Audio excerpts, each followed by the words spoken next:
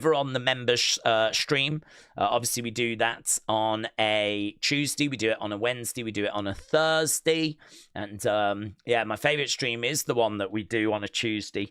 That's the one that we kind of really get stuck into the members' thoughts, theories, questions, queries, quandaries, all of those things. So that's why we were a little bit delayed. But we're here now. And we're ready to get stuck into NXT. We did drop Unseen earlier than we usually do, or later, depending on how you're viewing it. But I am looking to kind of drop it more around that time. I think it works better in that time slot, to be honest, because it doesn't really get in the way as much. I kind of feel like when we do a stream, then we do a post-show breakdown, and then we do Unseen. It's just a lot of stuff to drop it in the kind of close same time. I think at least this way, Unseen gets an hour or two where it can kind of breathe. People can obviously still watch it during the streams as well. It can box off some of the news of the day rather than leaving it right till the end. It won't pick up everything, of course. There will be stuff that drops kind of during the streams, which is okay. We can always mop that up tomorrow. But I don't know. I think I'm going to have a look, see how people kind of take to it, if it works better there. So that was the reason for that. Right, whilst we're here, let's get stuck in to NXT. That is the show we're going to be enjoying tonight. It's a pretty big show as well, actually. So we got Ricky Saints, Trick Williams battling in an NXT Last Man Standing match. We got NXT Women's Champion Tatum Paxley. She's got so much she wants to get off her chest. She said this last week. She wanted to listen to Izzy, but it's just one thing I want to say first, right? So that'll be interesting. Tavion throws down with Josh Briggs. That'll be interesting. They're really trying to build up Josh Briggs. So we'll have to see what comes of that. Grande defends the Speed Championship against Jasper Troy. That's not going to excite anyone. But Ricky and Trick in a Last Man Standing match for the NXT Championship. That is the one that I think people are going to be really dialed in on. So, yeah, we've got a pretty good episode of NXT. It's always good when you've got a championship match on deck. And that is exactly what we've got. Last Man Standing. It should be something fun, something pretty special. And hopefully it is going to deliver. Let's switch over, see where the conversation is at. Hello, hello, hello.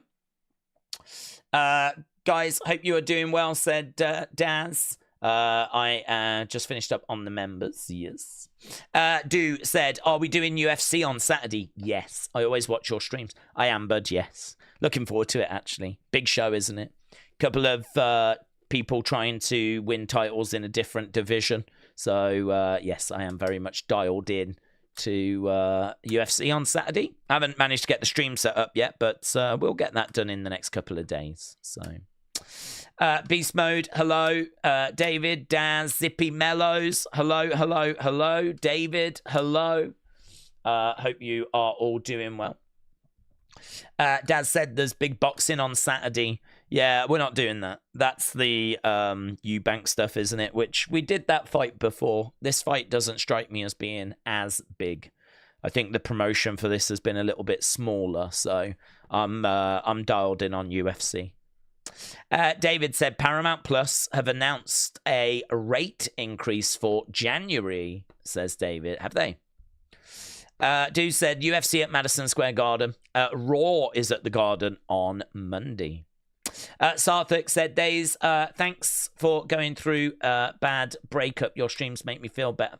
Sarthik, shout out to you, buds. Going through breakups are rough, mate. Really rough. Can mess your head up in all kinds of ways. So, been there, done that, got that t-shirt. And, yeah, shout out to you, buds. I hope you're coming through that. Edward, how's your colds? My cold's okay. I just had a Lemsip, actually. I don't know if you could hear, but as I was doing that live Raw breakdown video, my voice was a little weak. By the time I got to the review video, it was shot. I really was struggling to kind of do that. There was no way of doing it unseen. I just didn't have a voice. So I thought, right, go to bed, get up. And to be honest, I've been thinking about doing Unseen at a slightly different time anyway. So it just kind of worked. I was like, do you know what? I'm not going to do it now. Go to bed. I can even catch up on some of the stuff that's happened today. Put that in there as well. So it was a slightly longer episode than usual. We normally clock in about 22, 23 minutes-ish. This came in about 35. But I think the reason for that is because it's got a couple of days worth of stuff in it. So hopefully normally it won't quite be that long. I always try to get it like 20 minutes, under 20 minutes ideally, but I never achieve it. So yeah, it's one of those where it was much better to wait. I think I got my voice back now.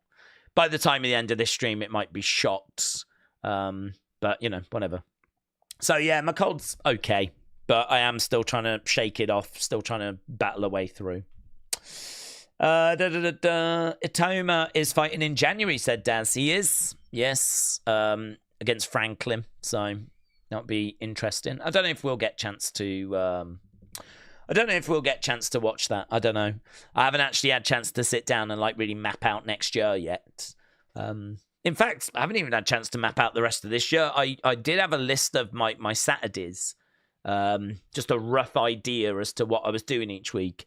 But I have no idea now. I'm just flying by the seat of my pants. I know that it's UFC this weekend. And then I don't know if it's Survivor Series after that. I think I might even have a weekend where I need to have a look and see what there is.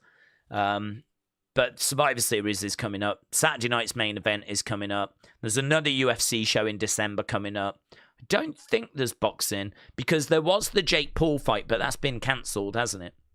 Although, has he found a new opponent? Because there was the Jake Paul thing in December. So, Jake Paul, Gervonta Davis, Tank Davis cancelled. Jake Paul is at a career crossroads. It won't be Anthony Joshua. Roy Jones Jr., what's this? Hall of Famer Roy Jones Jr. Had put himself forward for a fight. He doesn't want the smoke. I'm not really open to it anymore. I used to be, but I'm not open to it anymore. I don't chase people. I don't chase money. So it looks like Roy Jones Jr. has backed out. I don't know. I don't even know if Jake Paul's going to be fighting this year. That fight fell through. And it just might not be happening now. Jake Paul has revealed his new 8-man hit list as he continues to try and search for an opponent. So, Terence Crawford's, KSI, Alec Pereira, Anthony Joshua, Tommy Fury. Fury won't take it on such short notice. Usyk ain't going to take it. Canelo, Ryan Garcia. I don't think KSI... I mean, who's taking it on such short notice? Tommy Fury ain't taking it. Anthony Joshua probably would. So if Jake Paul is serious about Anthony Joshua, we might get that fight. I don't know. I don't know who's going to take that fight on such short notice, though. That's the problem that he's got, so. Right, shout out to you. Appreciate it. Roblox and Toys said, I love wrestling. Well, you're in the right place, buds. You're in the right place. If John Cena is a part of War Games, the babyface side is insane. Yes. Babyface side for War Games would be absolutely flipping mental. It would be like Roman, Jay, Cena, Punk, and Cody. Insane. Oh, well, I was just saying on members, actually, if they have Jay go in the ring first, that would mean you've got a shark cage of Roman, Punk, Cody, and Cena in a shark cage. And you would definitely want that shot. You would definitely want a camera on those four just sort of looking at each other. Because the amount of talent in that shark cage would be absolutely mental. It might be worth doing just for that. So, yeah, there are rumours that John could be going into the War Games match. Hello, James. Hope you're doing well. Glockness said, congrats to PS5. PS5 has now officially outsold every Xbox console ever released. Has it? It outsold the... Has it? It's outsold the 360. I think surely the 360 is the biggest selling Xbox console. That's what I would guess. That thing sold so many. And PS5 has outsold that. Do you know, I am surprised at that because, well, I haven't got a PS5. I don't work in retail anymore, so I'm not selling them. But I don't know. It just kind of feels like it's all a bit flat. I kind of don't see much buzz around PS5 or PS5 games. If anything, I've seen people saying, where's all the games?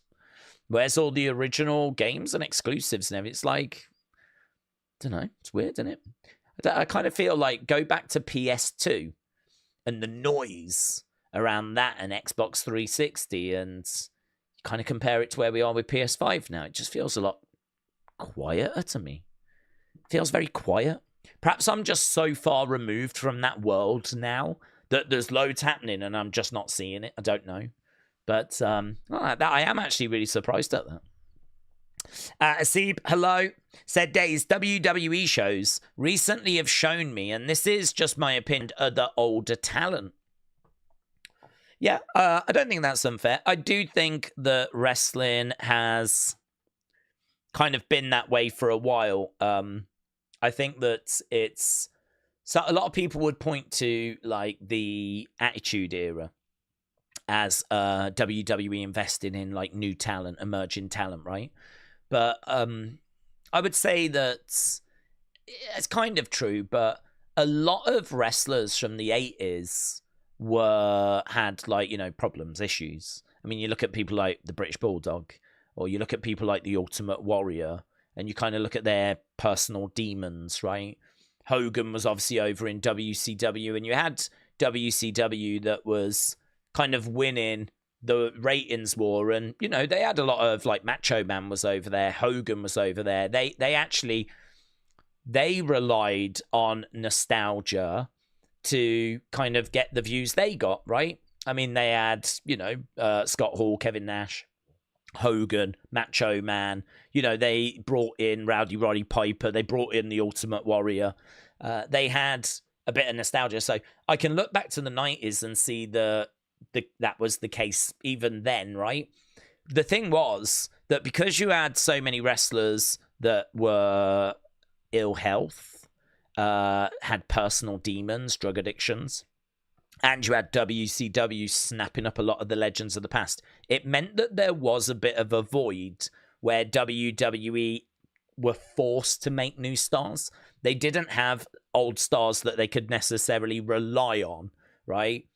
They didn't have Hogan, and the people they had access to were, you know, not the biggest names. They were kind of mid-card names. It was kind of like a Mr. Perfect who, you know, you might not make the centerpiece of your, you know, your organization. You can bring him in, but he's not someone that you're going to make like the top champ at that stage in his career. So they were kind of forced into a situation where they had to make stars. I think WWE are in a position right now where they're not really forced to have to make stars because they have got so many, like, legends that they can call on, and there's so many people still around that they can, you know, you've still got Ray. I mean, they wanted to keep Edge, but they just wanted to use him part-time. It was Edge that was like, no, I want to work full-time, and he went to AEW, right? But, I mean, you've got Punk that came back after 10 years away. You've got Roman that's been ever-present since, like, 2012. You've got Seth that's been around since 2012. Because there's not been a viable alternative, like, you've not had the ability to jump to WCW. And, you know, they tried to lock everyone down to big contracts when AEW started. And AEW, I think we can agree, has kind of fallen away a bit, right? I don't think anyone sees AEW as a viable alternative to WWE. They are the closest rival, but there's a good distance between the ratings of Dynamite and Raw, Dynamite and SmackDown, right? There's clearly a big distance in the scale and size of the promotions, right? I don't think anyone's going to argue that AEW is bigger than WWE, right? Even Tony Khan wouldn't argue that. So there's no viable or equal, right? Not like WCW. I mean, at one point, WCW was genuinely as big as WWE and beaten them in the ratings 83 weeks in a row, as we all know, right?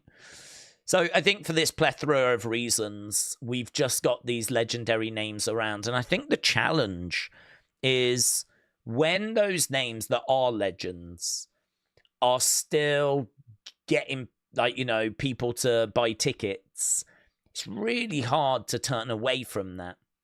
It is a gamble, isn't it, to say we're not going to use Roman, we're not going to use Seth, we're not going to use Randy, we're not going to use Rey Mysterio, we're not going to use those names from the 2010s, early 2010s, mid 2010s, or even before that, right? We're going to focus on talent just that came through in the 2020s. That's hard. That's really hard. It's hard to find that balance because you do need to bring through new stars, and they have done with Rhea, Bianca. We're working with Gunther at the moment, right? He's definitely a star that I saw arrive at NXT UK, went through the system, and is, you know, a multiple-time world champion now. So there are stars that are being brought through, and clearly they're trying with Braun and Bronson. It might not be working, but they are trying, right? Debatable as to whether it's working, but they are definitely trying. So I would say, you know, you got Jacob as well. I think Jacob's someone that is going to get somewhere next year, right? Obviously, he's out at the moment because of injury, dental work and whatever. So he should be back relatively soon.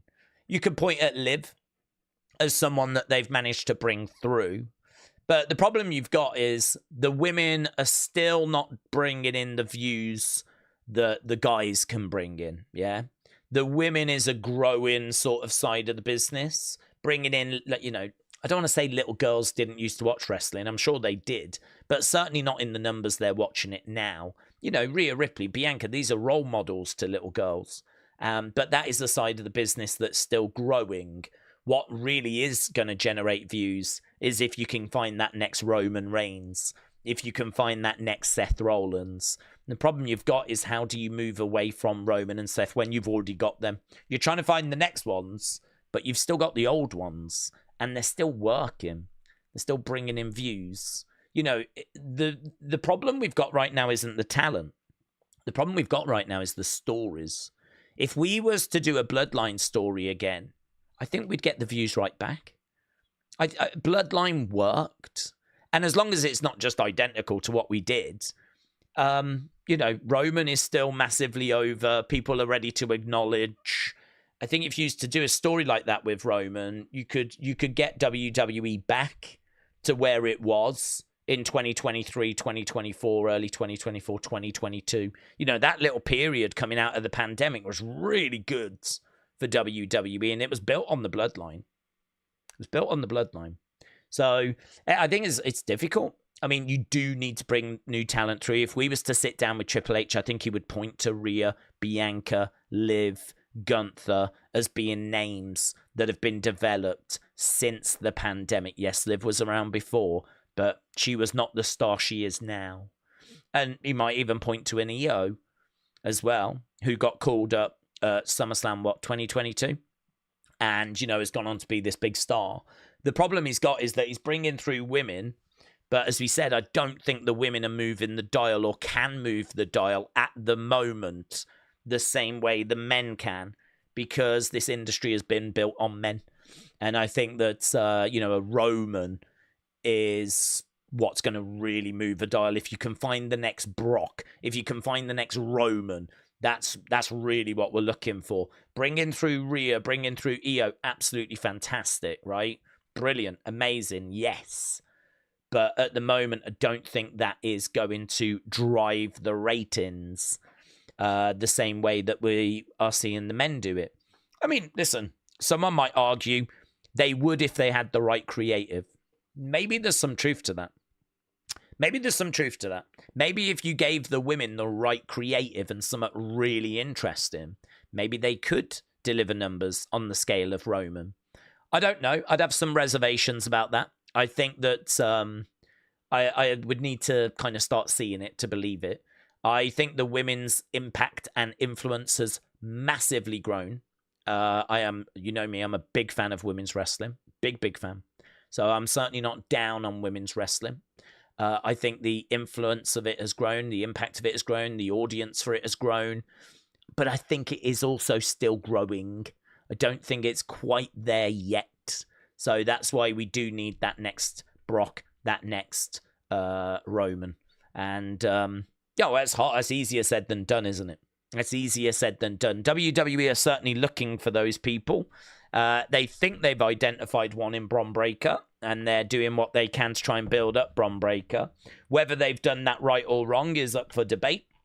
Whether it's going to work is up for debate. But yeah, I think there's quite a few thoughts in there. I don't know, like most things with wrestling, I don't know that it's black and white.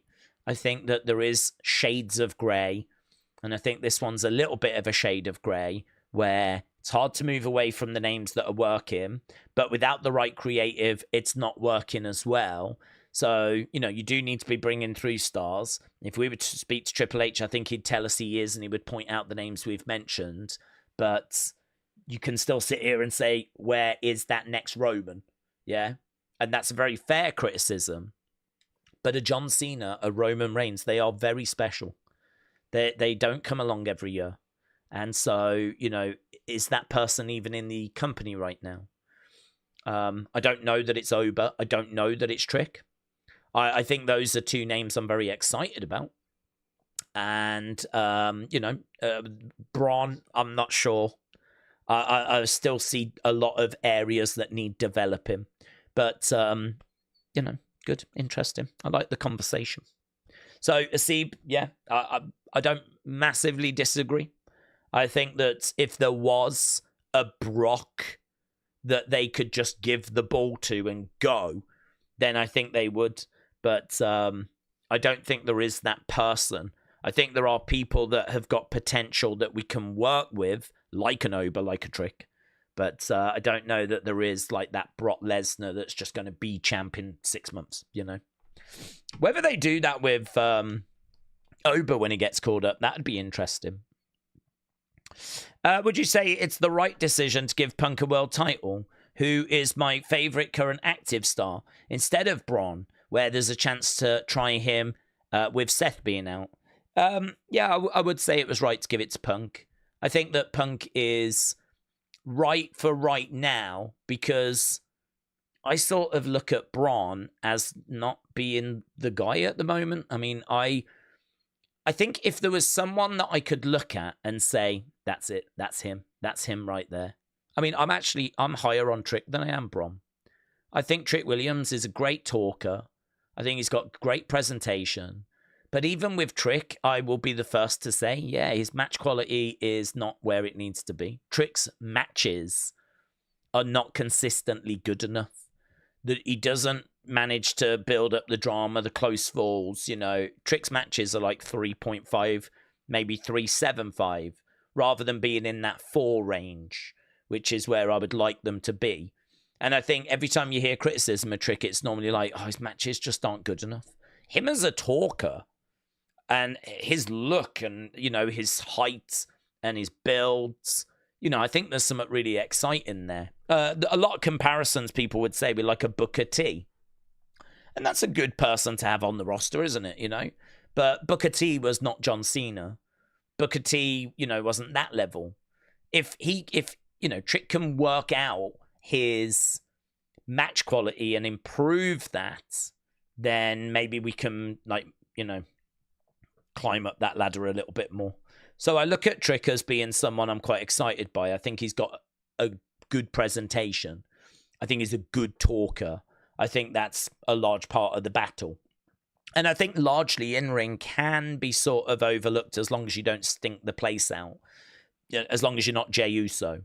But Trick's in-ring needs improving. Oba, I think Oba's presentation is pretty good. His promos are okay. I'm not a fan of the fake accent, but it's okay. I've heard it all throughout, so it's not as jarring as when Apollo was doing a fake accent, but it is a fake accent. And his matches are, I would say, better than Trick's, actually. I feel like his are pretty good match-wise. He's someone I'm also quite excited about. But I look at Bron Breakker and I don't, his match quality is not that high. I mean, name me all the truly great Bron Breakker singles matches. I mean, I would struggle, honestly. I would struggle to name you truly great Bron Breakker singles matches. His promos are just not there.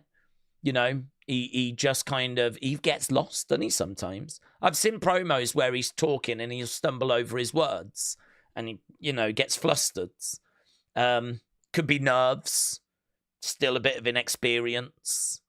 But I feel like Bron Breakker were told that he's the guy because they want us to believe that he's the guy, but I can still see too many areas that need developing.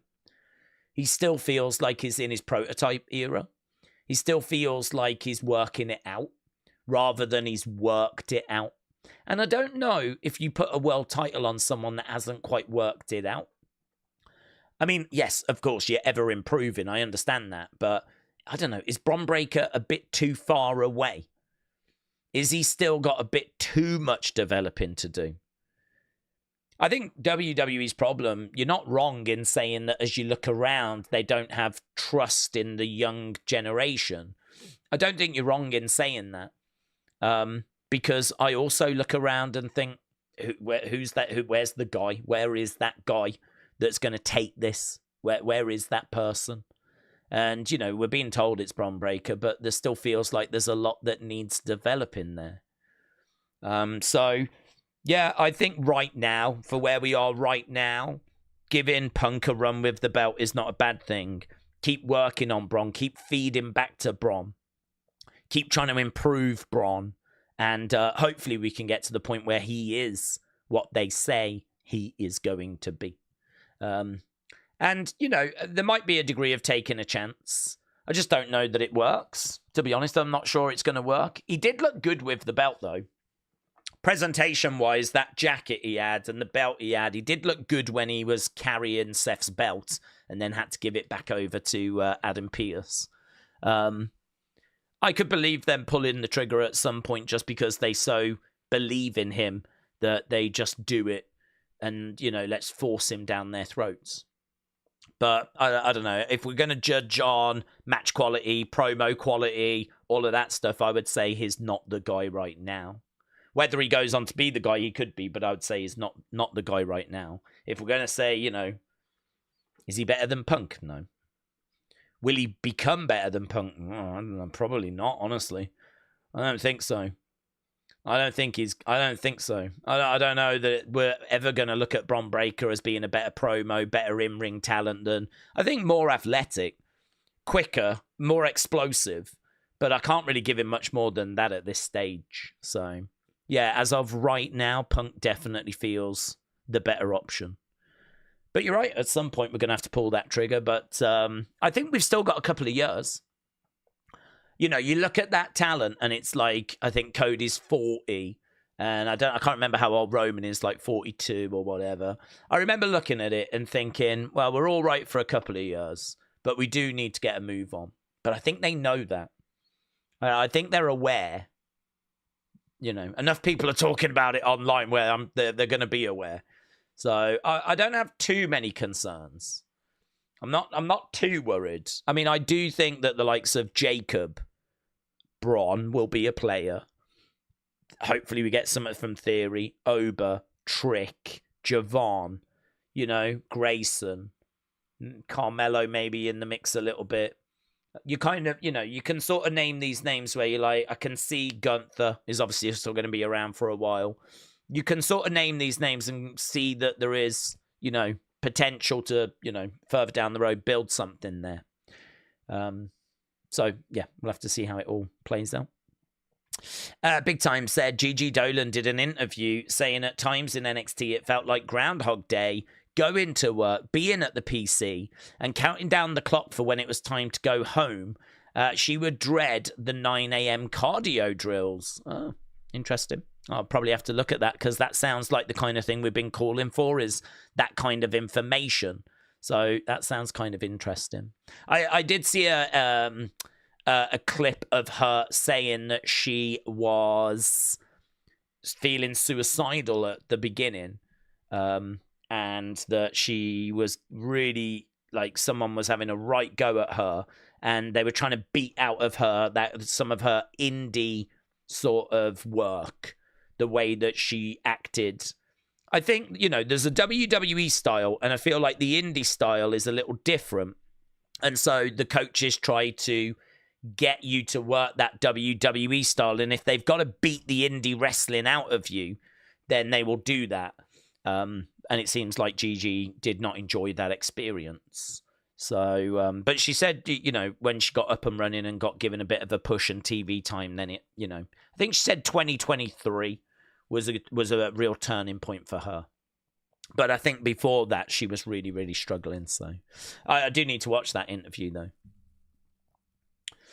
Apparently SmackDown did 1.3 last week, which maybe means Halloween was a factor in why it was that low. Yeah, it would seem that way, Tom. I didn't see the rating, so that's good. 1.3 is actually really strong. I was expecting it to bounce to about 1.1, I would have guessed.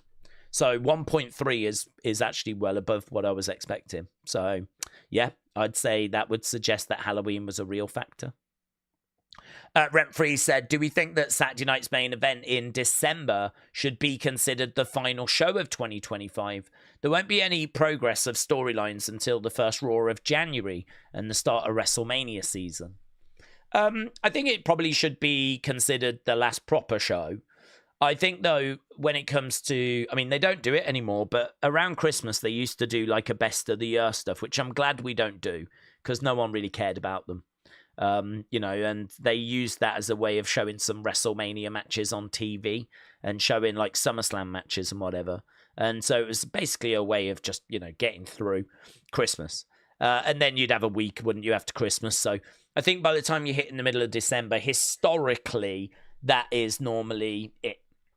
Because then we just do, best of the year, and we do just a bit of a, Christmas theme kind of episodes, and that's it. Then you're into January. We don't really do that so much now, though. Triple H does try to put on actual shows, tape them in advance.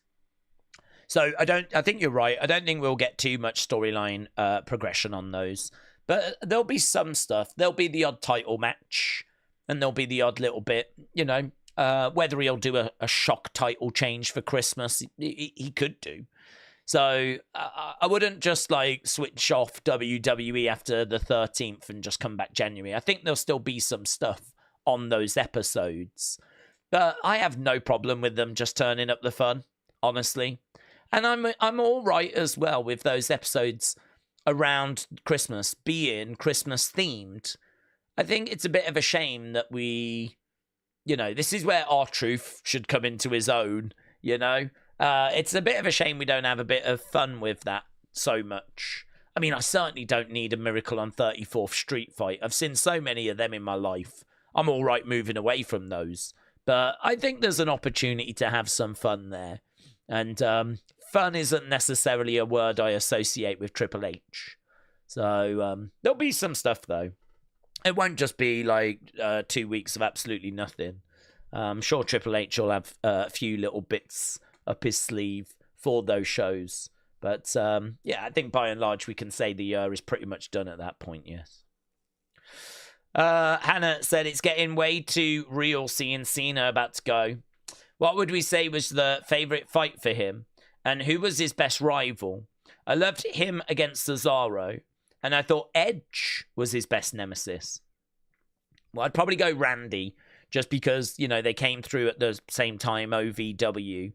And they were the polar opposites. I mean, John was babyface. Randy was, the legend killer.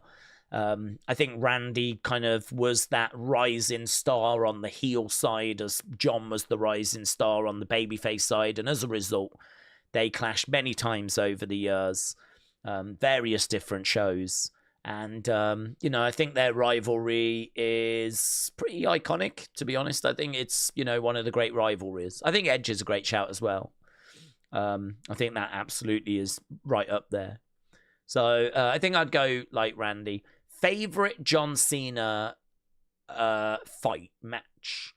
Well, I'll go with the first one that comes to my mind, and that is Rob Van Dam. I think it was One Night Stand 2006. And it's John going through that very, very hostile crowds. I really love that because there's a lot at play there.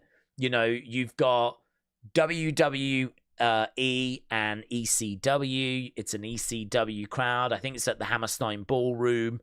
It's the WWE Championship being defended against Rob Van Dam. I believe it was a Money in the Bank thing. And so, if my memory serves me right. And so, you know, it's John going into enemy territory. He's going into an ECW crowd to defend the WWE champion. And, I mean, the booze, the heat, it was something really special. That is where if Cena wins, we riot sign that is so famous, that's the match. If Cena wins, we riot. And that is one of the most famous fan signs of all time.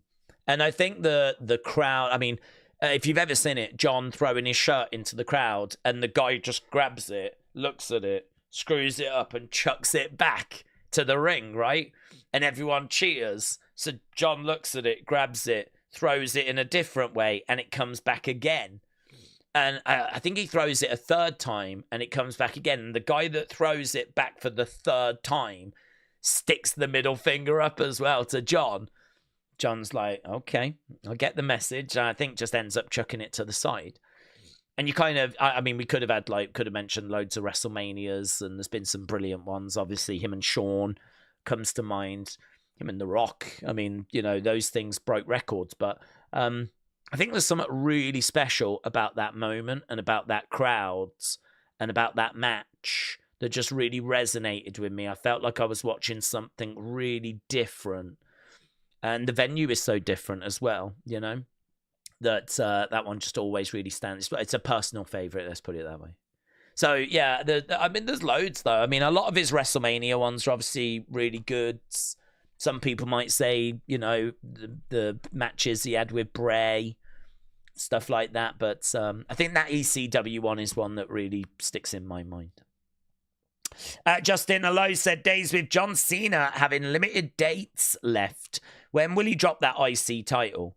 I don't think his retirement match needs the belt. I agree with you. I'm not crying about it, right? But I agree with you. That match does not need that belt. I don't want that match to be about the IC belt.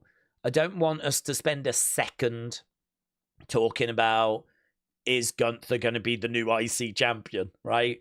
Or whoever it is that faces John, but we believe it to be Gunther, and I've heard no different, right?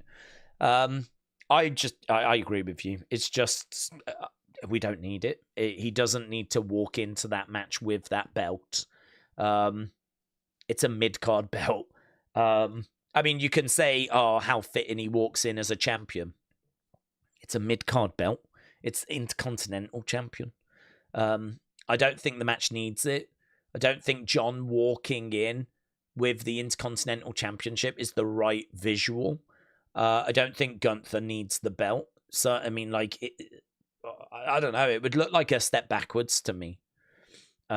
This is someone we're trying to build up to get to the WWE Championship, and here he is beating John for the Intercontinental. I don't know. Just doesn't make any sense to me. I understand people wanting John to win that belt and become the Grand Slam champ and all that kind of stuff. I get it. Fine. Tick to box. I would definitely have him drop it next week. I said during the member stream, I'd have him drop it to The Miz, because I'd like to see John and The Miz. I mean, The Miz has done nothing wrong. The Miz has had a hell of a career. He's done everything that's ever been asked of him. Whenever he cuts a promo, he is so passionate. I know his in-ring is very bland. I know his character's very flat at the moment. But, I mean, this is it. There's 3 dates left. One we think is Gunther. One may be War Games. That's it. That is it. I know The Miz is in the tournament, so maybe The Miz. But I think, doesn't The Miz... When's The Miz wrestling? Is it Friday? If The Miz gets eliminated on Friday, can he not rock up on Monday and confront Cena? it doesn't matter that he's on a different brand. It doesn't make any difference. We've switched people around. You know, we've had people move in brands quite a bit, so we can absolutely move people around. Sammy's moved over, Naomi's moved over. We've moved people about, so I would be down to do the Miz, and I'd be down to put the belt on him, and then ultimately the Miz drops it to Carmelo, and I think Carmelo with that belt could be really interesting. So I would be down for something like that, but I don't think that's where we're going. I think what I've just proposed is probably a bit too complicated for creative. It's too much to ask. So, I don't know. I certainly don't think Bron Breakker needs the Intercontinental. So, Bron is someone that feels like he should face John before John retires. So, if we're doing Bron next week, I don't know. Does Bron become the Intercontinental Champion? That would seem like a step backwards to me. It's a bit of a problem, this IC belt. I certainly don't feel like John needs to go into that last match with it. And I certainly don't want to spend any time thinking about it. It's just an unnecessary distraction. So, drop it next week. Who to?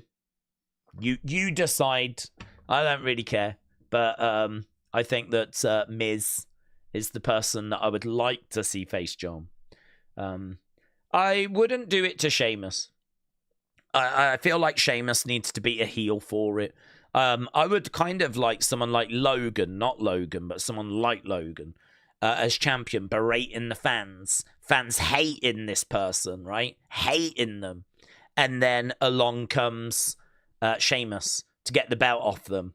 And I think that would be really satisfying. If Sheamus gets the belt from John, there's going to be people cheering John. Do you know what I mean? Like, people are going to want John to win because it's John in one of his last matches. I don't want Sheamus winning the IC title whilst he's being booed. Do you know what I mean? It ain't right for Sheamus. It ain't right.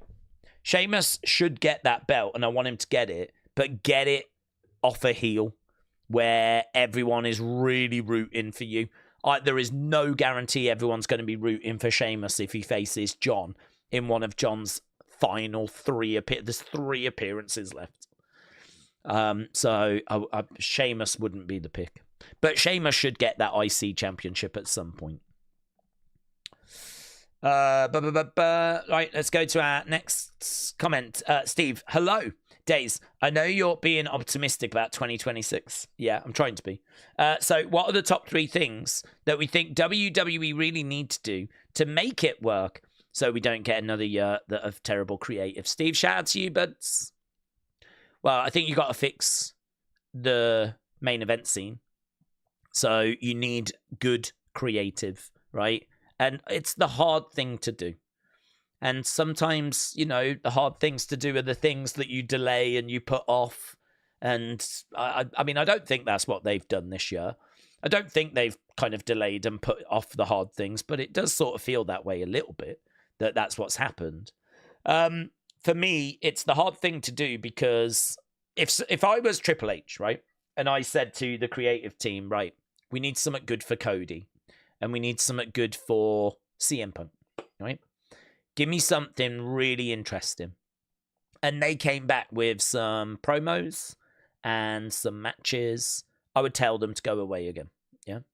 Because I'm looking for things that are really going to grab attention. I'm looking for things that are different. I'm looking for things that potentially we've not even seen before, right? I mean, I'm looking for things in the parking lot. I'm looking for things around their houses.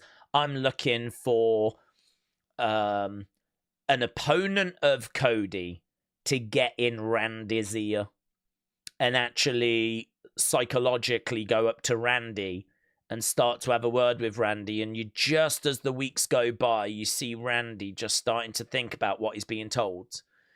I want to see someone manipulating. I want to see someone stirring the pot. I want to see Brandy getting attacked. I want to see coaches burning. I want to see, you know, I think back to what I think is one of the best WWE segments since the pandemic. And I think you probably know what I'm about to say. It's The Rock whipping Cody in the rain, outside his coach, in the kind of parking lot area, with The Rock just like whipping Cody and talking trash to him.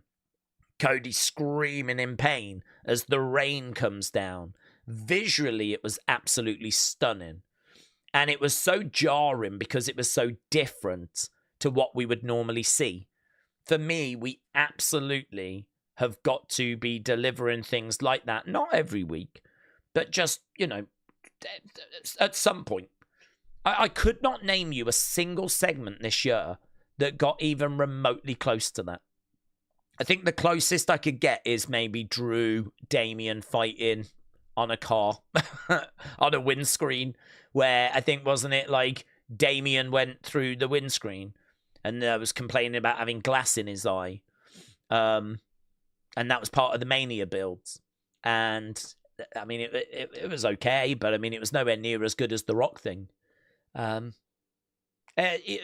Big Bronson Reed doing the tsunami on the car roof. That wasn't even this year. I think that was last year. But, that's the kind of stuff that I think is missing when we say creative is bland and it's not adventurous and it's too comfortable. Like, this is the stuff we need to dig into. And you know what? Some of it might not work. You might try it and people might be like, that was a bit far-fetched, or that didn't land. But at least let's try. Do you know what I mean? Let's try. Let's make mistakes. It's okay. I would much rather we try and we fail than just don't even try. Because we are just drifting our way towards mediocrity. And a lot of people would say we're there right now. So I think next year we need much more adventurous stories for the main titles. And we really need some twists and turns and all that kind of stuff. So I would say that is priority number 1, number 2, number 3, number 4, number 5. Because you live and die by your champs and by what they're doing. Everything else is secondary. And, this is why I say I don't blame Cody, but I also agree his run has been underwhelming. So whether it's Cody's fault, whether it's creative's fault, who cares? It ain't worked, right? We can all come together and say it has not worked, and it continues to not work. So whatever the reason, we've got to fix it. So that has got to be top priority. If I'm Triple H, first thing I'm doing, walking in, what have you got storyline-wise for the main event next year? I think the other thing we have to be doing is we need to be bringing through talent, and we need that talent to be clicking. I mean, I would sit down with creative and the talent, and I would have a very honest heart-to-heart. I don't think your matches are good enough. I don't think your promo's good enough. I don't think your music's good enough. I don't think the presentation is good enough. And I would do that for all the big major prospects, because why are we faffing around? I feel like there's a lot of faffing. I don't feel like I ever see any major changes. It's always just little bits. I feel like we take little steps. Do you know what I mean? If someone's not very good in the ring, like, say, Jay, have we done anything to fix that? I mean, like, his match with Punk, I thought was terrible. The ending was good, but the bulk of the match before was just not good. So, I don't know, was there feedback on that? Like, how is it that we still can't crack this? And if we can't crack this, then he ain't the guy. Let's get someone else in. I mean, you're still going to use him because he shifts merch. And you're still going to use him around, a mid-card, upper mid-card, maybe even still occasionally getting the odd title shot. But if he is just not getting it, and he's not going to be the person you put the world title on, then where is that next person? We've got reservations about Bron Breakker. What are we doing with Bronson Reed? What are we doing with Jacob? We got to be bringing these people through. I have no problem with Gunther being Cena's final opponent, because I think Gunther can benefit, and then he can main event night 2 of WrestleMania. And people will be like, no, I don't want Gunther in night 2. But it's like, why? Why don't you want Gunther in night 2? Because you should want Gunther in night 2. Because he's someone we have brought from NXT UK, gone through NXT, gone to the main roster, given him the longest Intercontinental title run. I think his stat is like he's been champ 70-odd% of his time in WWE. I mean, we couldn't have done much more in regards to building him and investing in him. So if we're at the point where he's been 2-time world heavyweight champion and we're still sat here going, I don't really want Gunther, why? What's the problem? What is the fix? I don't think it's anything massive. If it's that, his promos aren't very good or you don't find him very charismatic, do we need to give him a manager? Do we need to give him a mouthpiece? Is there something in that? Should he be a Heyman guy? Maybe Heyman should be the talker for Gunther. Perhaps he should be a Heyman guy, and that would be a quick fix. I think in ring he tends to deliver. Maybe his matches can go a touch long, keep them a little shorter. Do that building aspect a bit quicker. I think the SummerSlam main event went too long, but was still a very, very good match. I don't think there's massive changes that are needed, but there might be tweaks. So I think the second thing we've got to do is not only continue developing talent, we've got to supercharge it. I'm just like you guys, I sense that there is a real impatience for bringing people through. I mean, you look at Brian Alvarez, he's really kicking off at the fact Javon Evans is still, being referred to as the future and not being referred to as the now. Like, he's one of the best talents we've got right now, so why aren't we doing anything with him? I mean, what are we doing with Montez? If you want Montez as a single star, are we going to do it? I mean, how long have we been faffing around with that? Do you want Finn Balor out of Judgment Day and get back to the Demon? Are we going to do it? I mean, how long have we been faffing around with that? I mean, if we're going to do it, let's do it. If we're going to break up Street Profits, let's do it. If we're going to be bringing through Jacob, I know he's got injury, little setback, but we've got to supercharge this stuff. You're either good enough or you're not good enough. Yeah? Sink or swim. And if someone's got something missing, we need to see that changed, improved, and we need to see that happen, quickly. It's not something that we can continue to drag our heels with. So I think there's a big piece there. I don't think it's as simple as just continue developing talent. I think we're past that stage. I think it's supercharge, yeah? Get the rocket burners and put them on some people, right? So main event scene needs to be more creative. We need to supercharge up the future, and we need to get that sorted. And the other thing is that I think we need to get the rosters moved around. I mean, I know it's a bit of an obvious one and maybe a bit of a boring one, but the Julia title run for me ended because she just doesn't have anyone to face. If you go down the roster and you look at the women's active SmackDown roster, you got flipping B-Fab and Meechin. That's it. Outside of Alexa and Charlotte, you've got B-Fab and Meechin. And honestly, the real reason as to why we might have took the belts off Alexa and Charlotte is because we flipping need them in the singles women's division, right? Because who the hell is going to face Jade? I mean, Bianca might be coming back early next year, but at the moment, Jade's going to have to faff around with B-Fab. She's going to have to faff around with Meechin. Neither of them are going to win that belt. So where's the proper challenges? I mean, if you're going to turn Julia face, then maybe there's one there. But I feel like you need Alexa, you need Charlotte, because you ain't got much else. There really is an imbalance when it comes to the rosters. We needed a draft this year. Because I think when it comes to the rosters, let's say you have 40 people on both rosters. 20 of those are going to be guys. 10 of them are going to be girls. 10 of them are going to be tag teams, right? So you can make 5 tag teams. So just rough ballpark, right? I don't know those numbers are true, but just really rough. So 10 girls, 5 tag teams, 20 guys. Okay, out of those, straight down the middle, half babyface, half heel. Okay, just rough ballpark, right? We are nowhere near that. We are nowhere near that on some of these rosters. Completely out, right? With injuries and people having turned and all this kind of stuff. Honestly, we could sit down, do the rosters. The imbalance we've got right now is a problem. I would say certainly on SmackDown.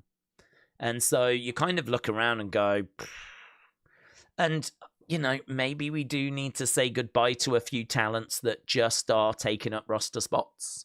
Perhaps there's a few talents that just they've lost momentum. There's more exciting talents in NXT now, and maybe rather than lose them, take some people to NXT, bring some NXT talent up, refresh the whole thing, get the balance back, get the rosters updated, and off we go. So I don't know when we do that. I think the end of December is perfectly good. I mean, why not do that the last week of December? Because there's not really anything to do. We're on the road to the Royal Rumble. That doesn't really need a build because it's the Royal Rumble. Plus, we got January to do it. We ain't got anything to do in the end of December. So why not just do a draft? Why not just get your rosters sorted, ready for Mania, and just get a draft done? Because we need one. And move a few people around. And that could be kind of interesting. So I think for me, get the rosters sorted, supercharge the young talent that we really believe in. Not all the young talent, but the key young talent that we really think we can get somewhere with. And that kind of fits in with the roster thing, doesn't it? Because that might include Ober and Trick. Maybe Javon, maybe JC, maybe Jordan Grace. I don't know. But those two might work hand in hand together and then get more creative with the main event scene. Netflix states in its promotional material that John Cena is going to be wrestling his final TV appearance on Raw next week at Madison Square Garden. I mean, I do expect him to have a match. I think it would be a surprise if he didn't. Then, of course, we got Survivor Series, and then we've got that Saturday night's main event, which I don't think is shown on TV anymore, is it? It's moved, hasn't it, for that one? I mean, rumor was that they were going to move Saturday night's main event to Netflix, was it? I think even now it's on Peacock. I don't think it's shown on TV. So technically, that's probably true. That Raw next week is the last time you can see John on terrestrial TV. Because, even that's not true, is it? Because it's on Netflix. So even that's not true anymore because it's not shown on TV. I don't think John's having a TV match, is he? Because I think that Saturday night's main event is on Peacock as well. I don't even think that's shown on TV in America. Raw's not shown on TV. Survivor Series not shown on TV. So, lies! That's what I'm going to say. Aubrey said, my New Year's resolution for wrestling is that we stop booking random six-man tag matches. And we try to establish that as a satisfactory main event when it isn't. That's fair. Seeb said, another issue we have is that a lot of stars aren't flexible. Past stars like Batista, Hogan, Edge, they could be heel or face, whatever was needed. But stars today, stars can't today, or they're too big, like Punk. I don't know. Maybe. I don't know. I mean, Bron Breakker has done both, but I think that he, might be better as one than the other. I don't know. I'd need some examples, to be honest. I mean, Trick Williams is doing a pretty good job as a heel right now, and he was a really good babyface, so I feel like he's got flexibility. Bronson, I think, could. Jacob has done both. I mean, Jacob, when he was in with Solo, I love you, Solo. People were into that. And he did, all the kind of coming down, murking people. I mean, he's cool. He does work better as a face, but I don't know. I think he could flip over as being a heel. I don't think it's a too hard of a skill. It is a skill, and there are definitely people that struggle with it. But I don't know. I wouldn't label everyone with that they can't do it, because I think there's enough that have shown they can do both. So I don't know that is like a problem we have. Big Time said, Daze, what I would like from creative is to shake up the segments. There's 8 or 12 segments, but it can't just be live promos and matches, GM segments, video packages, match, promo, rinse, repeat. They should be imaginative. I agree. It's too much of the same sort of stuff. Yeah, I agree. What happened to the idea that when you lose a title match, you move back down to the bottom of the ladder? We're seeing wrestlers get so many opportunities only to lose again and again and again. Well, I don't know that you move to the bottom. They always say you move to the back of the queue, but if you're a former champ or something, you never really go to the back of the queue. You don't ever find yourself like behind those in catering. You're still always going to be in the mix. But it's one of those where, I don't know, some people complain that such and such should get a rematch. Like, you know, people all want Julia to get a rematch for the US title. And she probably should, considering it was took from her because of cheating. But then when you do like a rematch like that, people then complain there's too many rematches. So I think it's really difficult in that regard. I think what people definitely don't want is repetition.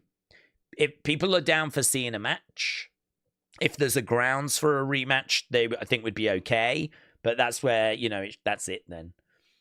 There's a lot of matches that we get that aren't necessarily rematches, but they are all part of the same feud.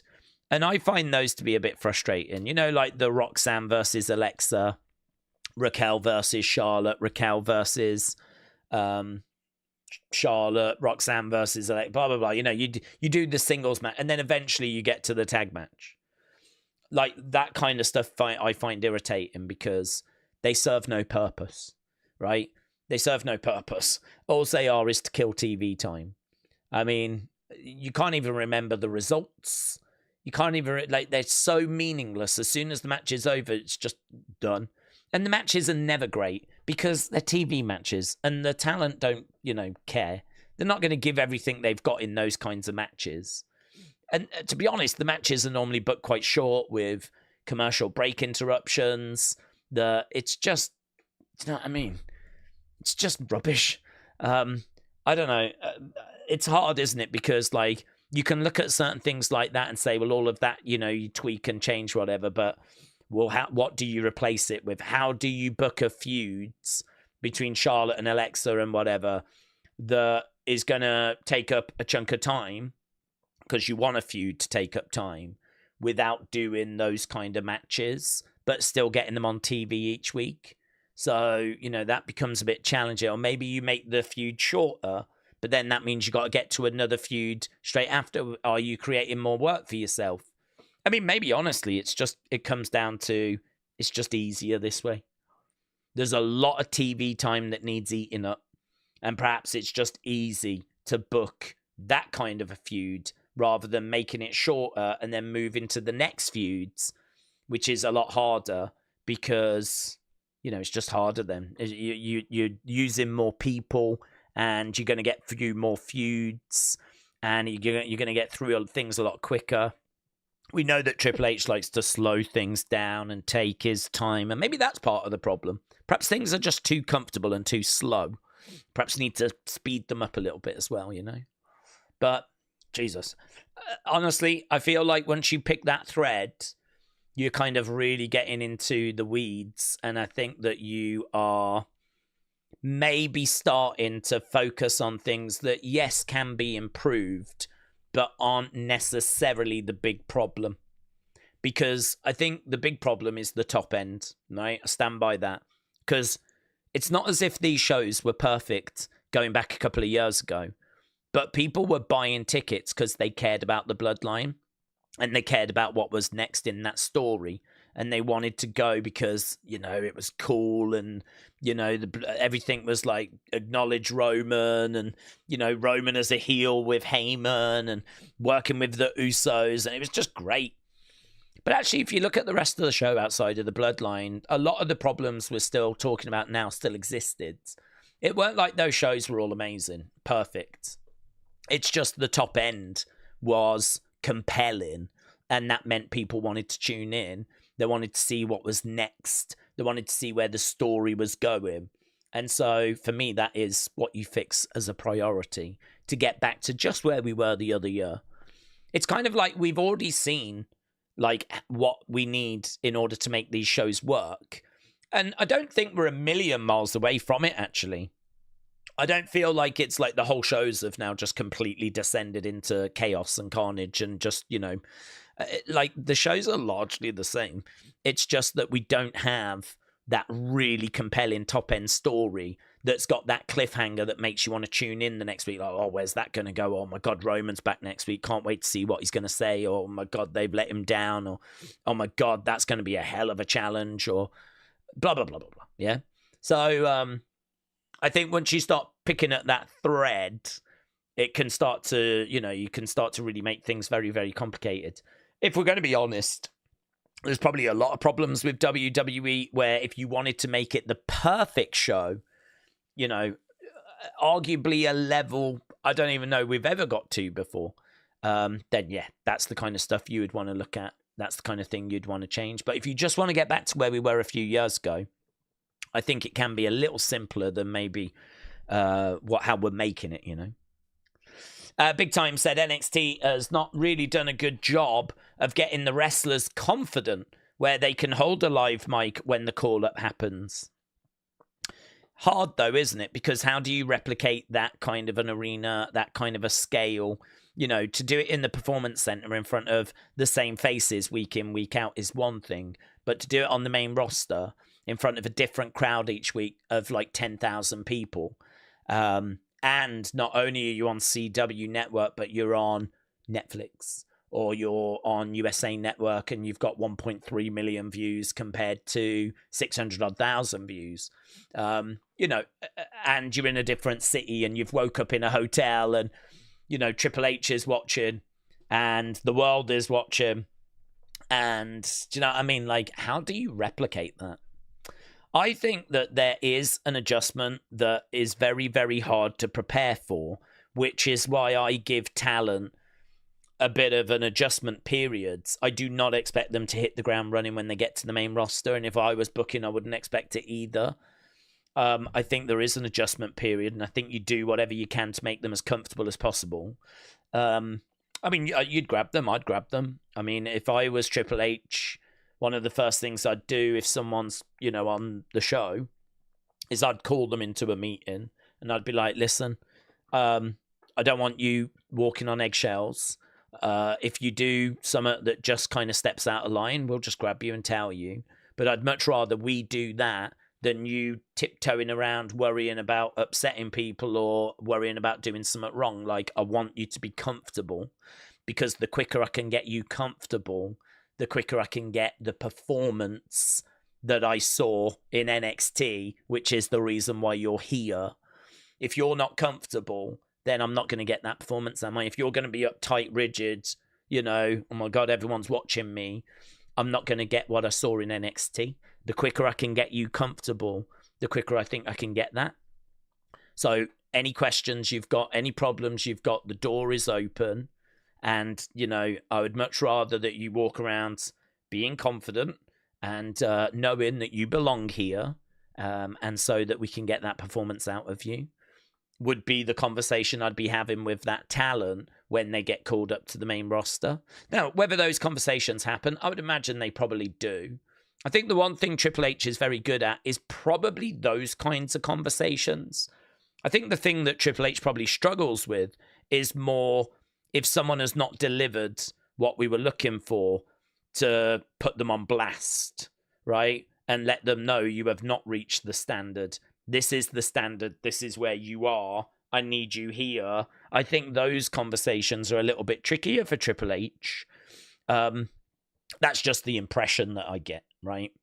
So I think it's hard. There's definitely, if I was in Triple H's shoes or talent relation shoes, there would be a period where I would be like, no, look, they've only just come up, a couple of months, 3 months, 4 months. I mean, even 4 months, they haven't had that much experience. I mean, I don't even know, like, has Julia had a live mic in the ring yet? I don't even know. I mean, we've done some backstage stuff with her, of course, and she's had some matches, tag matches, few singles matches, whatever.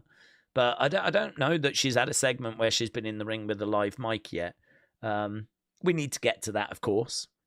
And we need to do these things, and we need to get comfortable with all these different situations.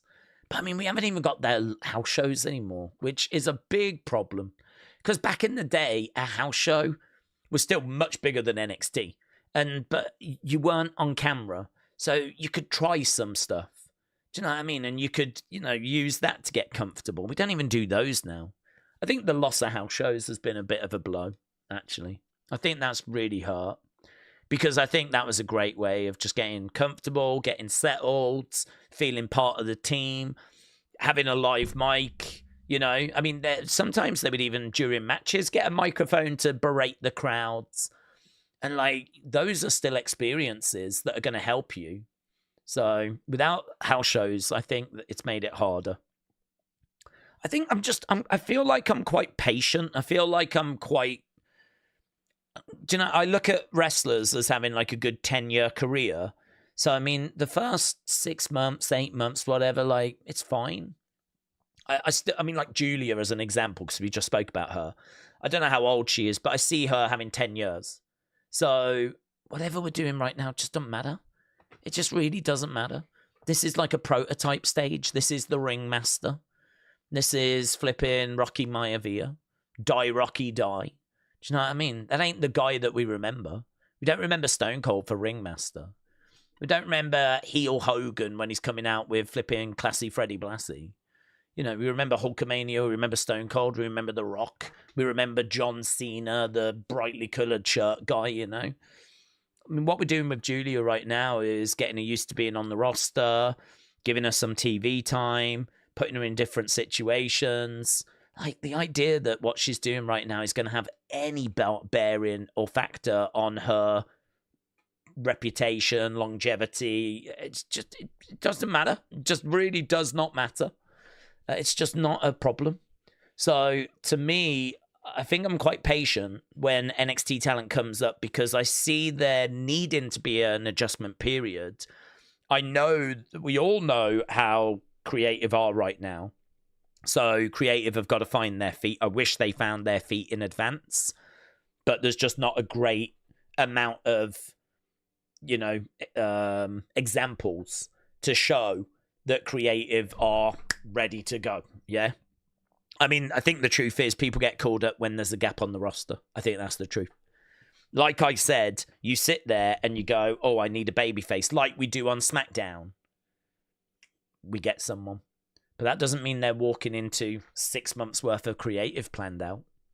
And I don't even know if that's realistic, to be honest, to have that ready. I don't know that anyone's got 6 months of creative planned out. I mean, Triple H said they're talking about what to do for WrestleMania right now. We haven't got even WrestleMania sorted. It's probably penciled. But, yeah, I think if someone comes up right now, if we can just have something planned, that's great. But, yeah, I don't think 6 months like a lot of wrestling fans would like is possible. Daze, I think we need to nail down some character work to get these NXT stars to click with the fans. If we do get very creative with different segments, I think we could get them over. I agree. I agree. I see a lot of very exciting potential. I mean, we all want it to work. And we've all got ideas as to how we would make it work. And we can all look and see what's missing from different people. And some people can go to the main roster and just get it. Some people need time to adjust. I think certainly if you don't speak English, it's harder to adjust as well, right? So I think there's an extra barrier there for those people. But yeah, I'm with you. I mean, look, we're all WWE fans that want WWE to succeed. We want it to be as great as it can possibly be. And we can all see that this year has not reached the level that we would hope for, right? And so we're looking at 2026 and we're trying to see, what can be done? How do we fix it, right? The hope that I've got is that WWE know that this year has not been very good, right? They can see the ticket sales. They can see the viewership. They've got numbers, right? And I don't know how you can look at those and tell yourself that things are as good as they were the past few years. Not possible. I just don't see how you can convince yourself of that. And Nick Khan is too switched on. He's too clever to, kind of deceive himself, right? He will know what he is looking at, right? He's a cold, hearted businessman, right? So Nick Khan, I think, is very good. I like him. Everything you hear about him is he is just such an amazing businessman, right? Might not be brilliant for the fans, might not be great for us, but I think when it comes to making money and actually WWE succeeding from a financial point of view, I think he's great, right? But that might result in high ticket prices and subscriptions and all that kind of stuff, right? But I think when it comes to if it was your company, I think Nick Khan is someone you would want. But in regards to like, what do we do next year? There has to be a sit-down meeting where they talk about 2026. There has to be. They have to decide what they want their big stories to be and what WrestleMania is going to be. And if you're going to talk about WrestleMania, you're probably just going to briefly talk SummerSlam, because those two shows tend to be connected like they were this year. You know, look at the comparison. Like, the main events were exactly the same. It was Cody against Cena. We had two women's triple threats, which had Io and Rhea in both. One had Bianca, the other one had Naomi, right?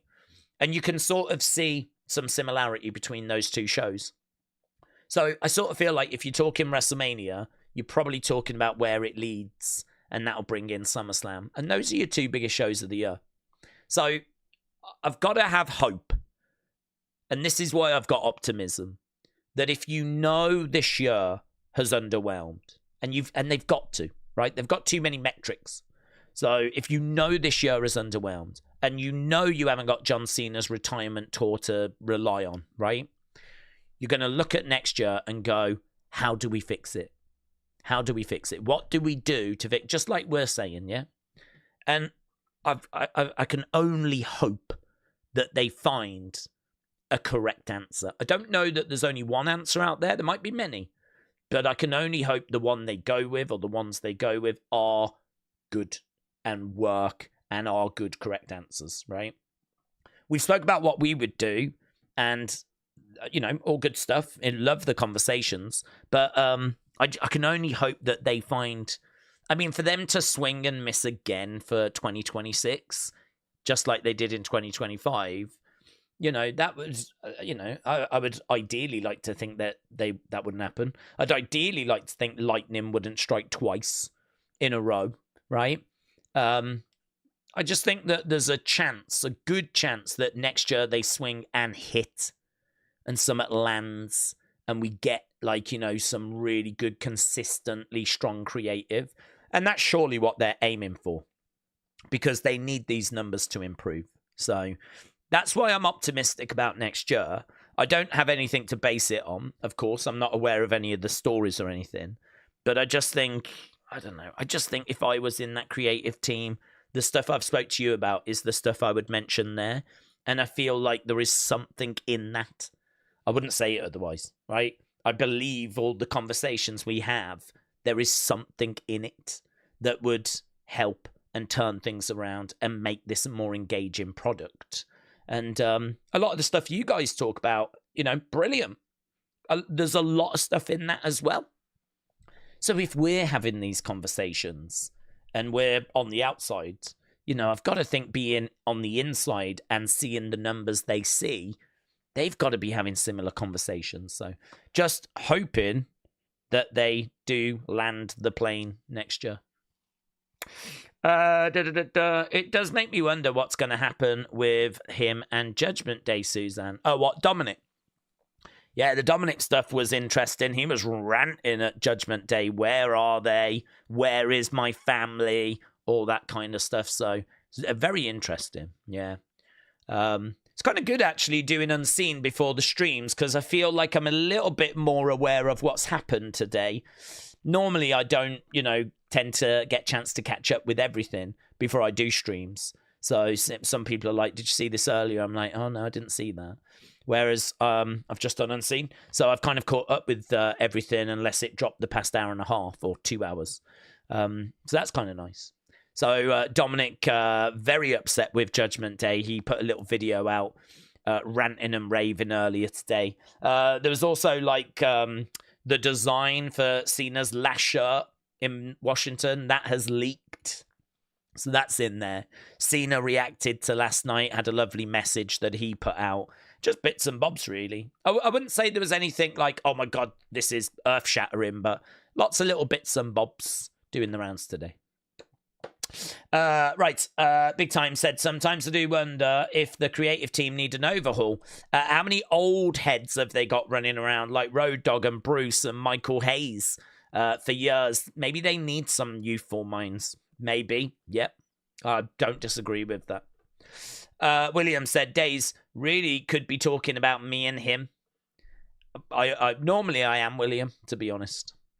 Hope you're well, William. Christopher said, only one guy that can turn it around. There's only one guy that's the needle mover, and that is the OTC, Roman Reigns. Well, it is true, but we need to find another needle mover. We need to find another Roman Reigns. That is the goal. It's always the goal. And it's always easier said than done. It's easy to sit here and say we need another Roman, but what makes Roman a needle mover is that he ticks every box. He's got an amazing look. The women are falling over whenever he walks into a room. The guys are flipping dressing up as him at their weddings. The guys want to be him. The girls want to be with him. He is charismatic. He is a great promo. He has great matches. He's part of the Anoa'i family, so he's got all that heritage. And do you know what I mean? Every box is ticked. And it is just hard. Really hard to find someone that's got every box ticked. And, you know, pretty much with everyone you can go, like with Trick, I love Trick, but his matches aren't good enough. And he doesn't have the Anoa'i thing. He's not a Fatu. He's not an Anoa'i. So, you know, he doesn't have that support. So, you know, you can't rely on that. So, I mean, like, you look at that and you're like, okay, that's a few things that need developing, but it's the same for pretty much everyone. There is not a single person right now that I could say is just got it all. Not a single person. I think, you know, even like someone like Javon that's amazing in ring, his promos are okay. Presentation, you know, he's kind of a kid and he's got that young OG bouncy, and he can ride that for a good 10 years or so. That'll need to change at some point, though. It's a bit like how people said that Randy's the legend killer, but then he became a legend himself. And they were like, can you still be a legend killer if you're a legend? Doesn't that mean you have to kill yourself? Is Shawn Michaels still the Heartbreak Kid? Is he really? So the young OG will have to be an OG at some point, but he's fine for the foreseeable. But yeah, you know, it is true. Roman is that needle mover. He is the biggest star they've got. Undeniable. The numbers say that. But we need another one. It's just hard to get another one. Big Time said SmackDown on December 19th has done 1,300. Back in June, they did 10,000. Well, I mean, what I would say is December and June are obviously very different times. I think December is difficult because certainly pre-Christmas, because you might get someone some tickets for Christmas, but you ain't going to get them on the 19th. So December, historically, it'd be interesting to compare to ticket sales. WrestleTix will have, it was a pretty good period for WWE. And we know there's a decline. But, I mean, by the time we get to that in a month's time, will that have ticked up to about 8,000? You know, maybe. So, I'd say, you know, a concern, but maybe a bit too far out to be too worried. They can always drop prices a bit more and, you know, kind of push in the local area to try and get some more tickets sold. But, yeah, I mean, look, surprise, surprise. The product is a bit cold at the moment. We know. Steve said, when WWE finally find their lightning in a bottle, it does escape quite quickly. Like The Rock and Cena and Roman. They all got so big and so popular, and then they go on to other things.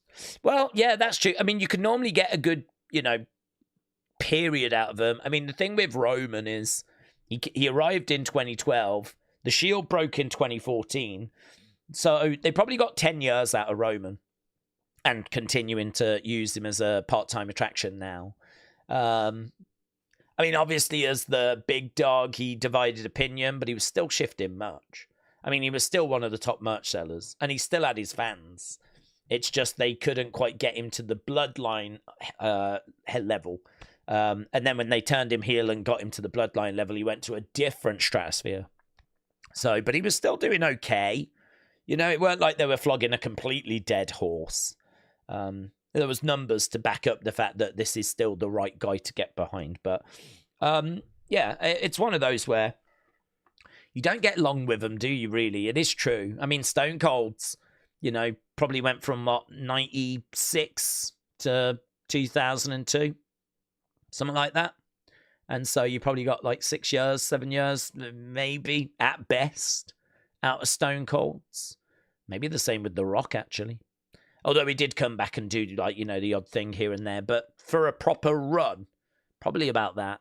Roman, probably a bit more, about 10 years. So it is true. I mean, you can say the same with Hulkamania, though, because Hulkamania started in 84 in WWE. First WrestleMania was 85, and Hogan's gone by 93. So, I mean, you get 10 years out of him as well. So it is true. It's a very short shelf life. 10 years, which ain't that long, is it, really? All things considered. But the goal is to obviously find that next Roman and then just try and get 10 good years out of this new Roman. Who that's going to be, everyone's looking, everyone's speculating. I mean, I definitely think there's people that have got a chance. And, you never know when you're going to go into a period where it's not just one name. There's not been too many of those, and there's not been too many successful periods of those. But, I mean, you could certainly make an argument that during the new generation, where we were trying to find the next Hogan, we kind of had to look at Brett, we had to look at Shawn, we had to look at Diesel, we had to look at Sid.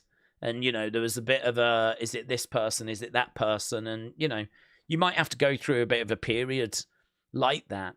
If Roman calls it quits, Punk retires, Cody goes, and we still haven't found that person, you might go through a period where you've got some really good people, and you give that person a go, and you try and see what works, and you tweak a few things, change a few things, until the person comes along or the person shows themselves. You might have to go through that. We went through that, when Hogan left till the arrival of Stone Cold and The Rock, we did go through that period. That new generation period was a lot of churn as we tried to find the guy. And there's no guarantee we won't go through that, in a few years' time. The only thing I would say is that we shouldn't really fear that if that happens. WWE have just got to try and build stars the best they can. And listen, the stars have got to take it. I mean, if you're a wrestler, this is so exciting. Take it, grab it, be that person. And if for some reason you're not getting opportunity, why? There has to be a reason. Where it gets frustrating is when we're talking about people like Carrion, where we just couldn't quite understand. But I think we understand a bit better now when you look at Zelina and Alistair. I mean, I really feel that's connected. I really feel like if they have gone, right? And obviously, the longer it goes, the more it looks like, yes, they have gone. Then, you look at Alistair, you look at Zelina, and you're like, right, they knew this was going to happen. They knew this was in the pipework. And maybe they just didn't want Alistair and Zelina and Scarlett and Carrion just kind of getting in each other's way when they are so similar. And so, maybe there is some truth to that. So maybe we now have a bit of an answer as to why Carrion and Scarlett, were not kept on. Because Alistair and Zelina are basically going to do what Carrion and Scarlett would have done. Whether that's true or not, I don't know. But that is definitely something that feels like it's got some merit when you look at the timing. Calvin, shout out to you, buds. Hope you're doing well. Carl said, it took a while for Roman to get there. His in-ring wasn't great.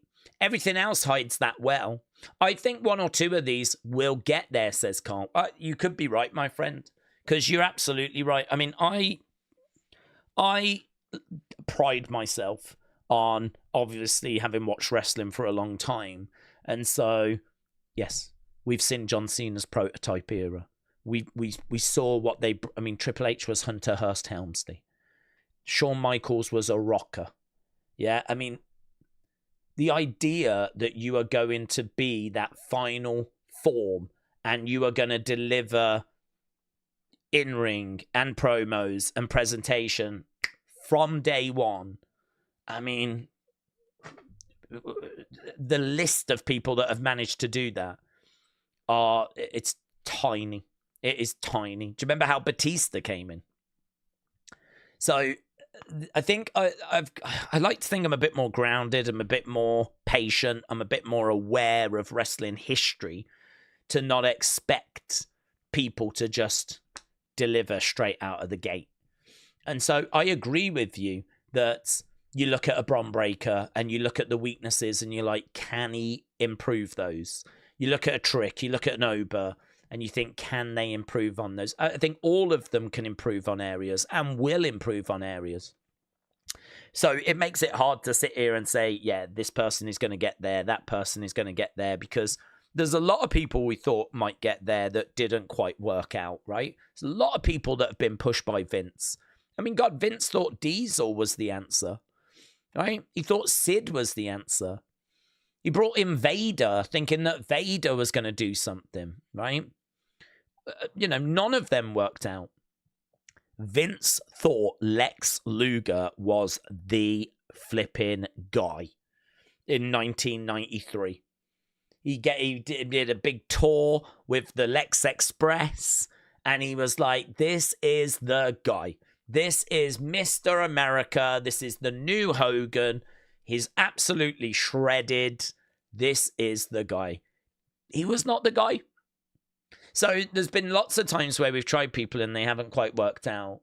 It's hard to know if it is any of these. I think there will be improvement from where they all are right now. And it's like, sometimes you just need that one thing to kind of catch fire as well. Sometimes it's, you just need that little X factor. You just need that little gimmick, that little moment, that Becky with a busted nose moment. Blood coming down her face, her in the stands that just takes them from there to there. Sometimes it's not even something you can necessarily plan for.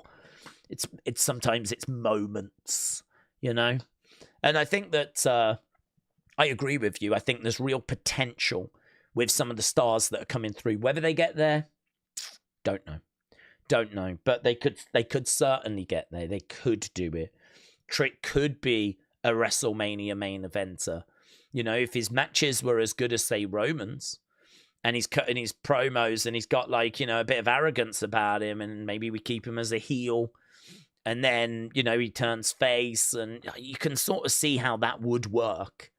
And, you got Gunther, you got Ober, and you can sort of see a vision of the future if it does pan out the way that I think WWE are hoping. But equally, there's no guarantee it gets to that zone. It's very interesting. I do love talking about where we're going and everything. You can't ignore Dirty Dom. He's still young. He's still ever improving. He's still getting great opportunity. He could be a good player for WWE. Matteo, shout out to you, said, Daze, NXT is looking good. We got a speed title match. Yes. Will Jasper win? I think he's got a chance. I don't know that they want Grande Americano to be the guy to carry that belt, because I don't know if they're looking to use him in NXT on a semi-regular basis. They could do, though. It gives him something to do. But yeah, I think it might be better to just get that belt onto someone that's in NXT on a more permanent basis. So Jasper Troy has definitely got a chance. Be pretty good for him to walk around with gold, even if it is the speed title that no one cares about. Gives him something. So I think he's definitely got a chance. We got a crazy last man standing match. I think if Trick loses, he goes the main roster. What are your thoughts and predictions? Well, I don't think Trick needs to win. And the main roster can have him, but they'll only have him if they have got something for him. Again, we go back to, when are they doing a draft? When are they refreshing the rosters? If they don't have plans to do that right now and they've got the end of the year mapped out, I don't know that he gets called up. I think he will be in the mix soon. I think he's been ready for a long time. But when do we refresh the rosters? They have just called up Lash Legend. And you can't tell me that Lash Legend is more ready than Trick. Come on. So I like the Lash Legend call-up, though. I was really high on that because I think that Nia is big, obviously, and a bit reckless. And I think we've done a lot with her in the singles division. And I think tag division is not a bad division for her. And to give her someone that's basically the Nia replacement. I mean, I think Lash is the Nia replacement. I think Lash is that big, bougie bully that is as big as Nia and is going to be the Nia replacement. I think them two working together in a tag team, they're both big. I did compare them to Natural Disasters, and I didn't mean that as any disrespect. And I don't think anyone took it as disrespect. But I meant size-wise, Natural Disasters were obviously bigger than the average competitor. And I think that's exactly what you've got with Nia and Lash. It's undeniable they're bigger than the average competitor in the women's division. And the thing with the Natural Disasters was there was no escaping. Like, if you had Earthquake in there, we would tag and in would come Typhoon, and they were both big. And you've got Nia and you've got Lash. There's no escaping the size. Doesn't matter who's in the ring. It's not like flipping Alexa and Nia. Like, it is Nia and Lash. I think as a tag team, that's a very interesting pairing. It gets Nia out of the singles division, gets her into the tag division. I think Nia being in ring less is probably better. One of the things that I don't think Nia can necessarily teach Lash about is in-ring work, right? Because there's a lot of stuff that people would say Nia needs to improve on, right? But I think what Nia can teach is this is how the main roster works. Do you know that adjustment thing we were talking about? And Lash has got to go through that. The nerves, being in front of a crowd that size, you know, cutting promos, knowing where to go to when you arrive at the venue, knowing who to talk to, knowing, you know, how the locker room politics work.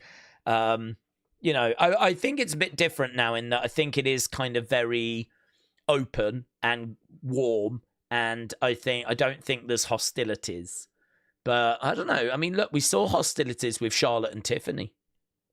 There are still people that, you know, are aware that if people are being called up, their spot gets in danger. You know, it's a side of the business we don't ever talk about, but imagine if you was on the main roster, and imagine you weren't getting used week in, week out, and imagine you start seeing people coming up and getting called up. How do you not see them as your replacement? I mean, you can smile and say welcome, but inside, you've got to know that your job just got a little less secure. And I don't know, it's hard, isn't it? It's hard, that kind of politics and all of that kind of stuff. Like, I think it is part of it. And I think we saw a glimpse of that with Charlotte and Tiffany, because I think Tiffany is, in Charlotte's eyes, Charlotte's replacement. And, you know, fair play to Nia if Nia isn't looking at Lash as her replacement, because I think that is what it is. I think Lash is going to be that bougie bully that's got 10 years now, you know? It's her time to shine. So I like that pairing, actually. I like them together, and I think that Nia can use her experience to help Lash, and I think Lash is someone that's got quite a good upside. I think that their match they had, I really enjoyed in NXT. And I've seen a lot of people that like saying, why are they together? They're not friends. But it's like, I could believe that they had a match in NXT and that Nia reached out to Lash and was like, I was so impressed when we fought each other. I would love for you to come up and be my partner, and let's see what we can do together, because I see you as a real talent. I could totally see that happening. Obviously, we weren't shown that, but I don't think that's too much of a jump. So I'm interested in them as a tag team. I'd give them a proper team name, and I would give them the same matching outfits. And I'd be really interested to sort of see where that goes. So, yeah, I'm down for that. No, but you can't tell me Lash is more further along than a Trick Williams. So, do you know what I mean? If we're calling up Lash, you can absolutely call up Oba. You can call up Trick. There's a lot of people you'd be able to call up if we're calling up Lash Legend, right? Who spent loads of time in a tag team with Jakara. So, yes, when he gets called up, don't know. But looking forward to seeing where we go with some of these stories. What time is it? We've got 11 minutes. Let's speed run. Benny said, it's insane how injuries can change a whole story. How many injuries do we think would it be till someone's injury prone? Maybe 4 within the year. I don't know, honestly. I don't know you could put a number on it because it depends on the injury, doesn't it? I mean, if you tear an ACL, you're out for 12 months. So if you tear an ACL, like Tegan Knox did, then, you know, you could come back for a year and then tear another ACL, your other one, and be out for another year. I mean, I think at that point, you're going to probably get the label of a bit injury prone. And then, of course, you're going to have like the 2 knee braces. I don't think that's ever ideal. I think they're a bit clunky. I don't know if your movement is ever as good once that's happened. I tell you what's quite funny is that we never really talk about what injuries rob wrestlers of. I mean, I sort of feel like all these injuries that wrestlers have, every time you have an injury like that, I think it does take something away. And actually someone that was quick, dynamic, fast, I just don't know that they can ever quite get to that level again. The Seth Rollins that I see now, it's not the Seth Rollins of 8 years ago or whatever. You know, the Seth Rollins I see now is a little slower, a bit more labored. Obviously age, but I think injuries. I think the body as well. I mean, like, if you've been a wrestler for a while, they say you're never operating at 100%. You're always operating about 80 at best. Because you've always got knocks and bruises and you're banged up and you're never 100%. And so, you know, that's a factor as well. I was looking at Nathan Frazier the other day, just how quick he was, how explosive he was. And I was like, man, Seth used to be like this. I don't think Seth's like that now. And I do think that, you know, Asuka has kind of lost a bit. You know, the Asuka from NXT is not the Asuka we have now. And I think that injuries do take away.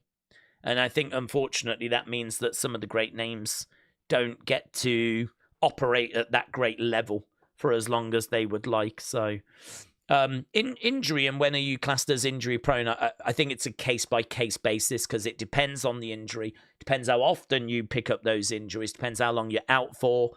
You know, Tegan Knox had it, injury prone label. But her injuries were very long absences. Pyrrhus Wrestling, hello, shout out to you. Who is Blake Monroe's better half? Oh yeah, we find that out tonight. Is it going to be Blake herself? And what is a better half then? Mine are 2, Blake herself or Tony D'Angelo. Well, great question, that Pyrrhus. I think it's going to be Blake. She says, I'm going to introduce you to my better half. And I think that it's going to be maybe an even darker side of Blake or something like that. We've never been introduced to a partner for her. There's never been a tease of a partner. And she's got that kind of arrogance about her where I think that she could absolutely be referring to herself. I mean, look, if she is referring to her better half and it turns out to actually be a partner, and we're you know, doing some development there, that'll be great. I mean, that'll be some fantastic evolution. And actually, you know, love interests, as cringe as people might think they are, it's something we don't really ever dig into. I think love interests is something that, you know, Bailey has said she'd be really interested in doing a story where there was a love interest for her. I think that'd be so much fun. Really interesting. You know, we spoke earlier and like Big Time Baxter brought it up about how, you know, we have promo, match vignette, all this kind of stuff. But what about a love interest? That's somewhat different. That actually just takes us out of, okay, it might be a backstage segment, but all of a sudden, secret admirer, flowers being left, you've got that kind of stuff. That's good. That's interesting. That gets us speculating. I mean, it's not a story that I'm saying should be a major story, but it could be a story. This is where, honestly, I push back on the AI thing, because a lot of people are like, oh, AI sucks and all that kind of stuff, because you see the rubbish that it generates. But if you was to say, give me 200 stories for a wrestler, I mean, it will generate love interests and betrayals and, all this kind of stuff. And I think there is something genuinely in that. I think there is something in those stories that can be explored. And I would be willing to look into those. So, AI doesn't have to necessarily map out the whole story, right? It doesn't have to come up with absolutely everything, but it can certainly give you a starting point, right? It can certainly go, how about a love interest for, Bailey, which if she hadn't have mentioned, that would be a very valid idea. And AI is more than capable of coming up with a starting point like that. And then you have wrestlers expand on it. And as AI gets better, it'll be able to flesh it out more. I mean, right now, there is no way you would have AI write whole scripts without someone checking it. I mean, it's just not accurate enough. It's not good enough. So you just use it as best you can. And right now, best you can use it, I think, is as a starting point. Or, it might be able to give you a bit more than that. But yeah, the room is still full of writers. But it's just AI is just in the corner and is, used to, generate a conversation or whatever. And then as it gets stronger, its influence will grow, of course. So yeah, I honestly, I'm quite interested to find out that whole better half thing. So Pyrrhus Wrestling, I think it's a really good comment. I'm leaning towards it being Blake and something to do with Blake. I think she's a very self-centered character. She loves herself. There's been no hint of a partner. I think that I think it's something to do with her. So, but if it is a love interest, if it is someone else, that'll be very exciting, because that'll be, if it's like Tony, as you said, that's obviously quite a development for Tony. And when did that start, and what's this about? And that'll be kind of interesting. So yeah, I'd forgot about that. That'll be something that's going to be worth watching. Daze, we need to take it slow with the trajectory. If you want 7 to 10 years with NXT talent, but you're blowing your load in year one by giving them world titles like Tiffany and Stephanie, I agree. The only thing I'd say with that, though, is there's nothing stopping those talents being multiple-time champs. So obviously, to be a multiple-time champ, you've got to win it once and get the ball rolling. But yes, I would agree with both of those. I think we didn't have, though, when Tiffany won the title, I don't think we had the mid-card belts. Don't think we did. So, now we've got the mid-card belts. Maybe we've got a better structure for women to go to mid-card like Julia did. And then, make their way up to the world title. But yeah, I mean, it was only the other day we said about how the climb is a big part of the story. We don't need to race to kind of get to world titles. Where's the fire? Why are we in such a rush? I do agree, honestly. I really agree. I don't think we need to move as quick as we have with the likes of Stephanie, whatever, but people will say that she's going to be a multiple-time champ, so what's the problem?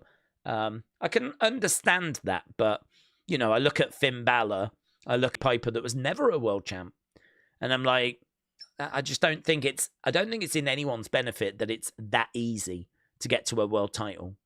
I don't think it's in the talent's benefit, because Stephanie's at the mountaintop right now. The only way is down. And I just sort of feel like having that mountain to climb is a good thing. It's a positive thing.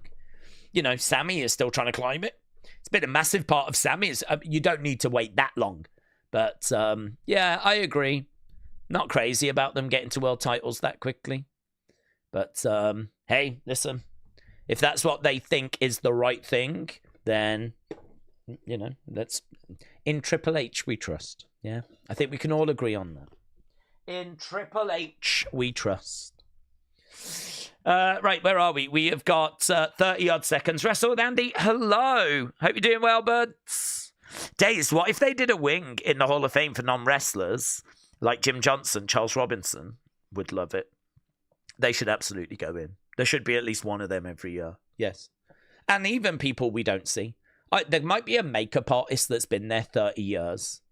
There might be a truck driver that's been there 30 years. I mean, their contribution to the company deserves to be recognized. And it doesn't even matter if we know them or not, you know? It doesn't matter. I mean, you get the wrestlers being announced. You'll tune in for that. Who's going to begrudge a couple of minutes for an employee that deserves it? I think that's a lovely thing to do. You know, we used to give out the Warrior Award to, you know, certain people I'd never heard of. I didn't sit here complaining. You know, it was a worthy award and I was happy for them to get it. And it was just part of the show.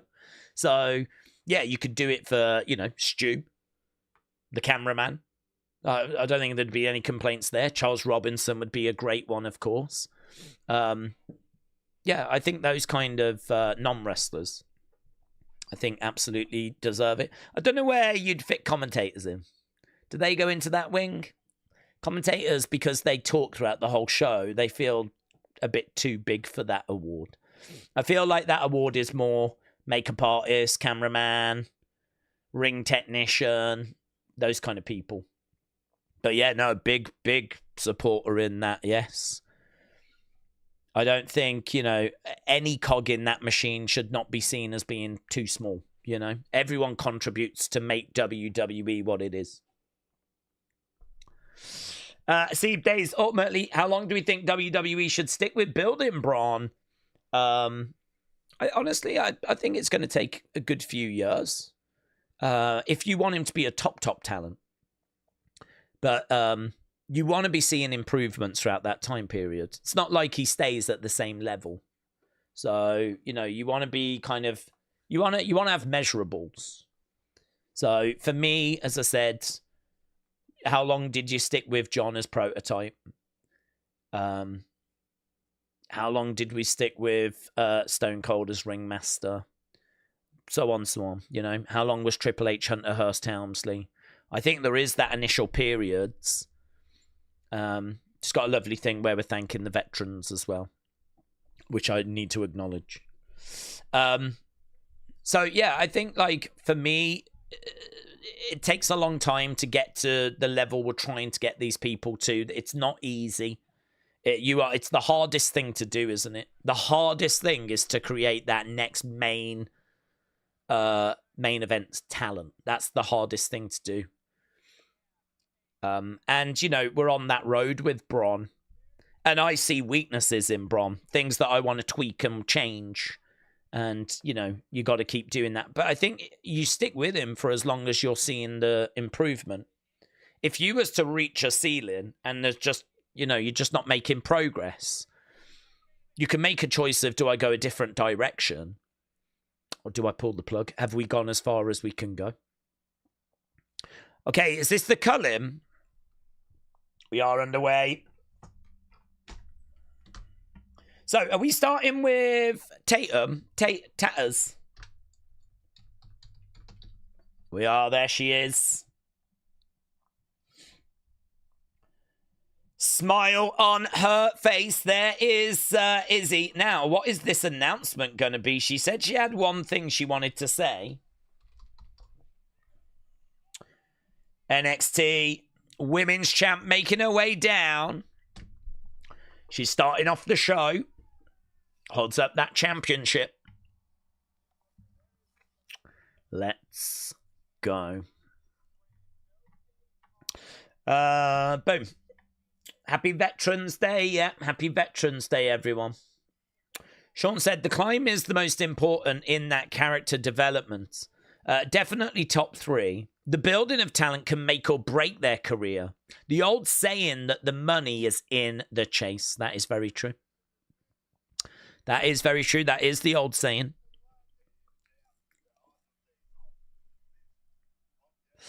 There are no days off in this business, says Booker, as Tatum is in the ring. Tatum Tuesday is the chant. She's loving that. Tee-hee. There's a tee-hee in there. Tatum Tuesday. She loves it.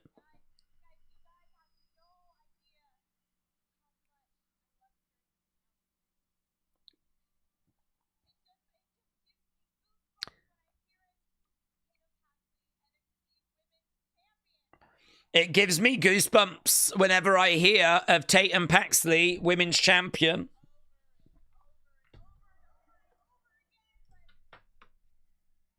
I think that belt was really good for JC. And I think this is really good for Tatum as well. I have to start listening to my friends.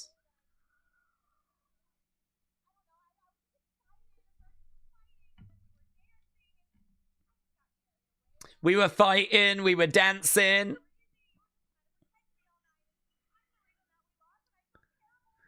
She feels terrible.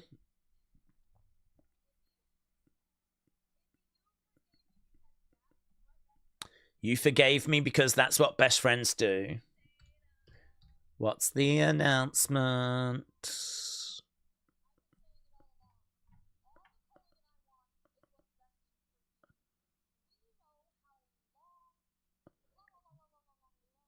We just want what's best for you, says Izzy.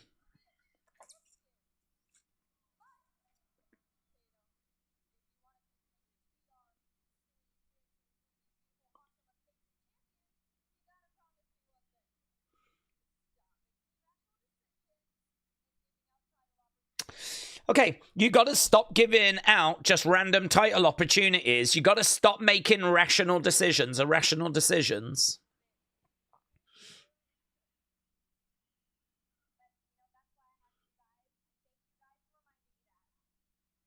Okay.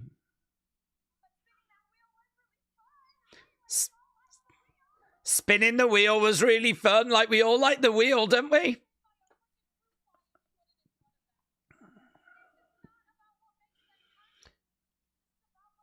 Okay, spin the wheel is the chant we've got right now. Spin the wheel. Spin the wheel. Is that what she was going to be doing?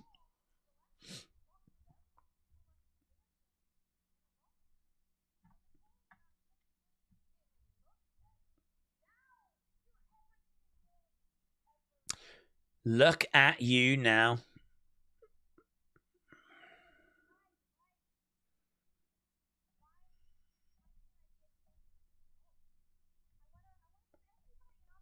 This is like a Disney movie.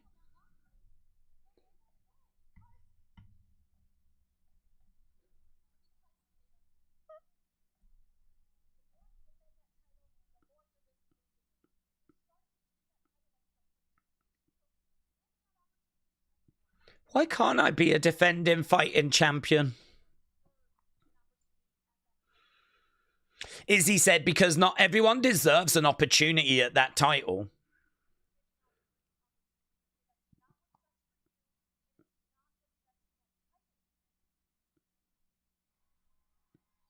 Okay, but what is the announcement? She said she had so much she wanted to say. She had what? She's like, I got one more thing I got to do first. Here's Fatal Influence. They're making their way out. Booker T's like,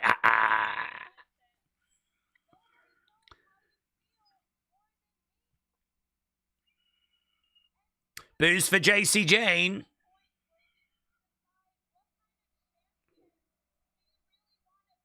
What kind of champion do you want to be, says JC. She's dealt with them really good. When the star speaks, you sit down and you shut your mouth. She dealt with that crowd really good. I mean, it hasn't worked, but we've seen quite a few stars get flustered by the crowds. She didn't allow herself to get flustered.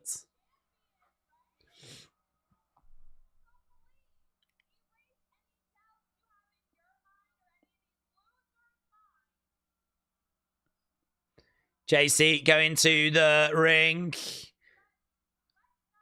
JC sucks is the chant.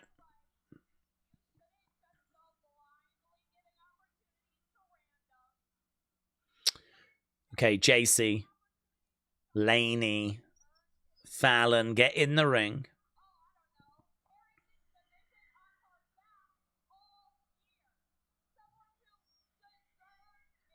So JC said she deserves another opportunity.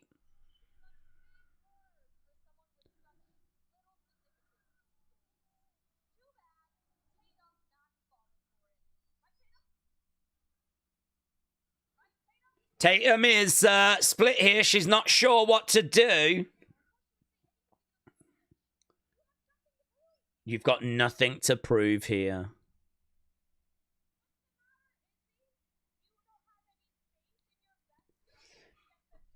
Have you got no faith in your best friends?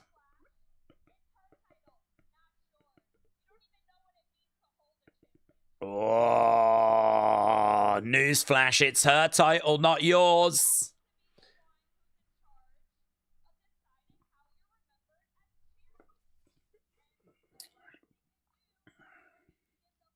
Okay, so she's trying to get a rematch here. Jennifer said Laney isn't quite sticking out as bad as usual. Hello, Jennifer. Hope you're well.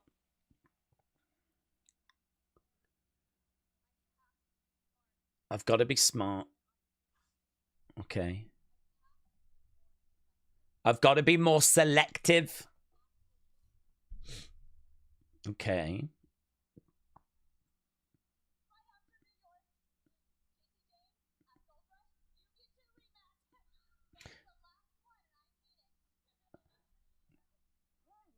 Okay, so she gives her a rematch. And Tatum's like, it's the last one, though, and I mean it. Okay, Tatum looks thrilled. Tatum's so excited. Tatum's really excited to be granting this rematch. She holds up the championship. She's jumping around, so JC is going to get a rematch.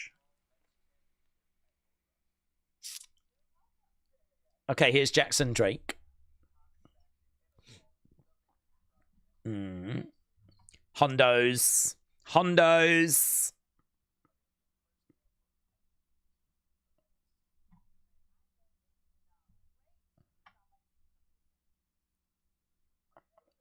Sean Legacy getting a chance.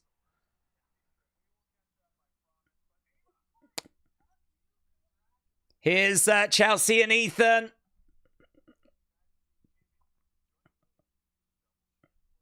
Double Champ Club.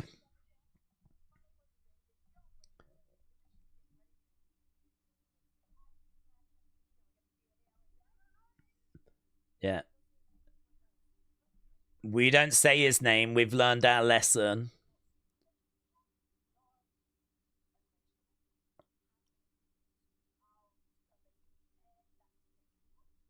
Okay.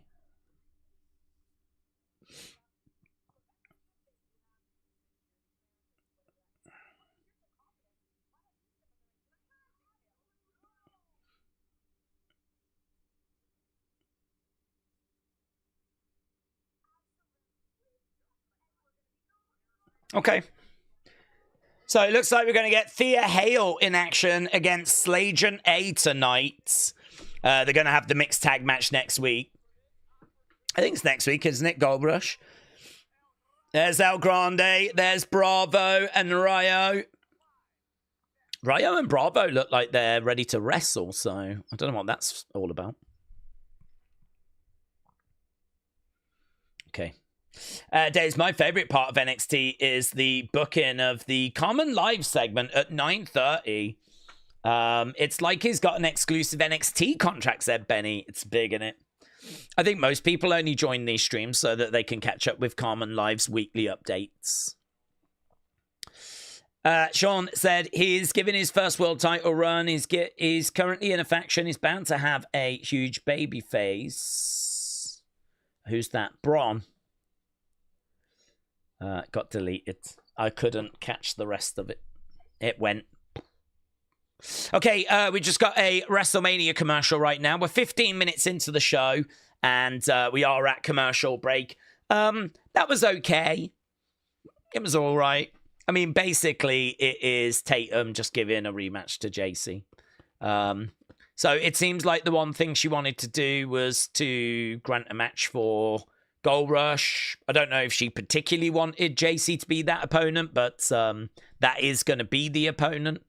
And that's fine. Chelsea has arrived with both of her belts as well. We get to see her. We obviously saw Jackson Drake.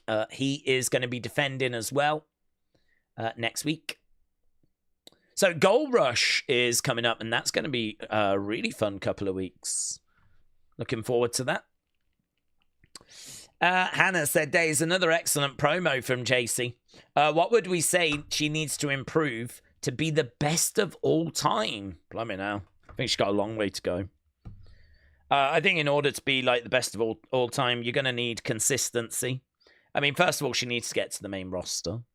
Then we need to see her cut in those kind of promos on the main roster. I think she is a good promo. You know, has she got a good enough put downs for main roster talent? You know, can she go toe-to-toe on the mic with Becky? Can she go toe-to-toe on the mic with AJ Lee and Charlotte and Rhea Ripley, Liv Morgan? You know, this is obviously a step up for JC. It's one thing to get in there and kind of go on the microphone against other NXT talent, but can you go up and deliver that on the main roster? I think in-ring matches are okay. I don't think they're bad. I find her matches actually to be very watchable. I think she's more technical than people give her credit for. I find that she has some really nice moments in her matches that just I find interesting, intriguing. I am a fan of JC Jane.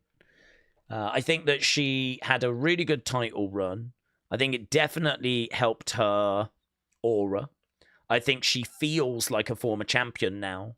I think she feels like a player in this women's division. I think her promos are honestly strong. I don't have an issue with them. But I mean, obviously, there's a long way to go before we're having best of all time conversations. So, yeah, it's just keep developing, keep improving. I think there's always room for improvement when it comes to her matches. You know, it's not like she's delivering 5 stars every week. Promos are strong. Presentation is really good with Fatal Influence, but what would it be like if she was on her own? She doesn't have like a strong image or gimmick. I don't know that she goes up with Fatal Influence. I mean, there's already been a bit of a tease of them kind of falling out. You know, we've already had a bit of a power struggle within that group. Now that JC doesn't have the belt, and I don't think she wins it back, could Fallon, you know, want to be the leader? Hello, what's this? John Cena, sit down. He's talking about the military.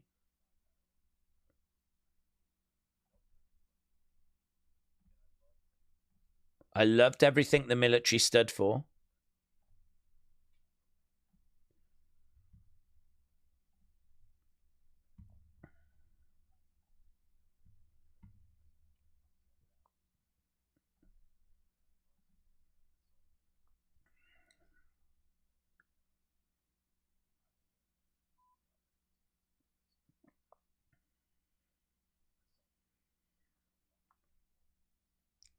What is this?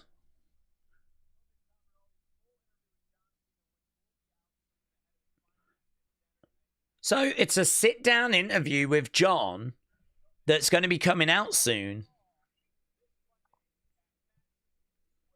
That's good, isn't it? A sit-down interview with John Cena. And we just got a little glimpse of it then. Did they? They might have shown that yesterday and I might have just missed it, but I haven't seen that before. Good. That should be an interesting interview, said Jacob. Yeah. Jordan said, hi everyone, Daze, just finished my night shift. I'm so looking forward to the Last Man Standing match. I think that's going to be our main event and should be really good, really fun. had a pretty solid, unspectacular open so far. 20 minutes in, and now we're going over to the speed match. Jasper Troy is coming out. So Jasper Troy making his way down to the ring. This is for the Speed Championship. So Jasper Troy versus El Grande. I don't know if we've got any El Grande heads in attendance.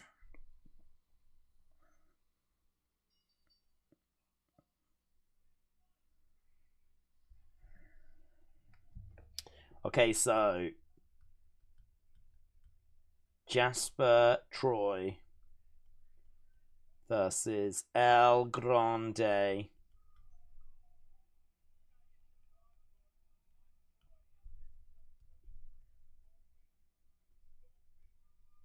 Okay, so Jasper Troy is in the ring. And as we said, this is for the Speed Championship, so it's only going to go 5 minutes. Normally 3 minutes, but when it's for the title, it goes 5. King Yeti, shout out to you, my friends. King Yeti said, I'm thinking about going to insert local wrestling event at insert local wrestling arena. Oh my God, King Yeti, that is so much fun. You should go. I've heard that insert local wrestling is a really good promotion. Really good promotion. It's not in Hammond, Indiana by any chance, is it? Insert local wrestling. Oh, he did it right this week. I don't need you to do it on me, says Vic Joseph. So there we go. Lovely.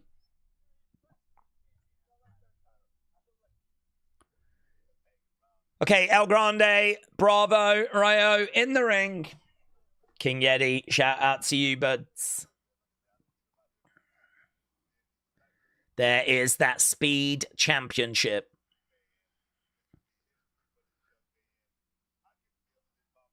Olay!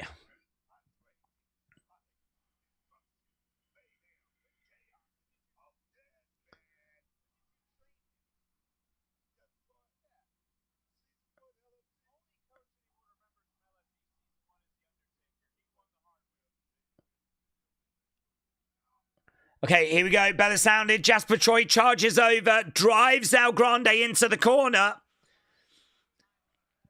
Crowd are laying away. I think the 5 minutes works so much better. Now, that chain has fallen to the outside. I don't know if it was going to use that at any point, but that has fallen to the outside, which is going to make it a bit trickier. Bravo and Rayo on the outside, trying to G up the crowds. Jasper Troy going for the cover, but a little bit early to be going for that. So right now it is shoulder up by El Grande. Jasper Troy charging in. And coming in, going over. Coming off the top, getting caught on the shoulder. Jasper Troy showing his strength. Kick coming in there by El Grande. Over the other side. Bang! Big boot. 1, 2. Kick out. Kick out. Right now we've got El Grande in control. There's only 3 minutes left of this. I think the good thing about these matches, I know people aren't crazy about them, but the good thing about these matches is, I mean, they're not around long enough for you to really get bored of them. Jasper Troy, it's just quick, it's explosive, back elbow. El Grande is down. Stomp coming in there by Jasper. Those kicks looking a little bit labored. All Game 17 said El Grande, Ludwig, and the Creed brothers. I think the general consensus is it is Pete Dunne and Tyler Bate. Shots coming in there by El Grande. Headbutt coming back. And shot coming in there by Jasper. Big boot. And big splash coming in there by Jasper Troy. But he kind of dragged his knees a little bit. He sort of landed on his knees a bit rather than like a nice splash. Kick coming in. We're halfway in the match. This match was 5 minutes. We've hit 2 minutes 30. Jasper Troy backing away, charging over. Big kick coming in by El Grande. Jasper Troy goes down. El Grande gets up to his feet, looks out at the crowds, comes over. Big chop coming in there by El Grande. Goes over, goes up, and blockbuster. Down goes Jasper Troy. We're into the final 2 minutes. Jasper Troy goes to the outside. El Grande against the ropes. Goes through the ropes. Gets caught there by Jasper Troy. El Grande goes down. Jasper Troy grabs El Grande. Chucks him in the ring. Jasper Troy goes over. Grabs that chain. Right now we've got Bravo gets shoved over. Here's Ryo. He tries to grab the chain. Right now we've got... Oh, you're out of there. Ryo, Bravo are out of there. Jasper Troy has got to get moving, though, because the clock is still counting down. Why is he wasting so much time? Here's El Grande, suicide dive. When you're up against the clock, you haven't got time to faff around on the outside. We're seeing a lot of that right now. That metal patch has been handed to El Grande. There's less than a minute to go. The crowd are still laying away. The crowd are still really with El Grande Americano. Really with him.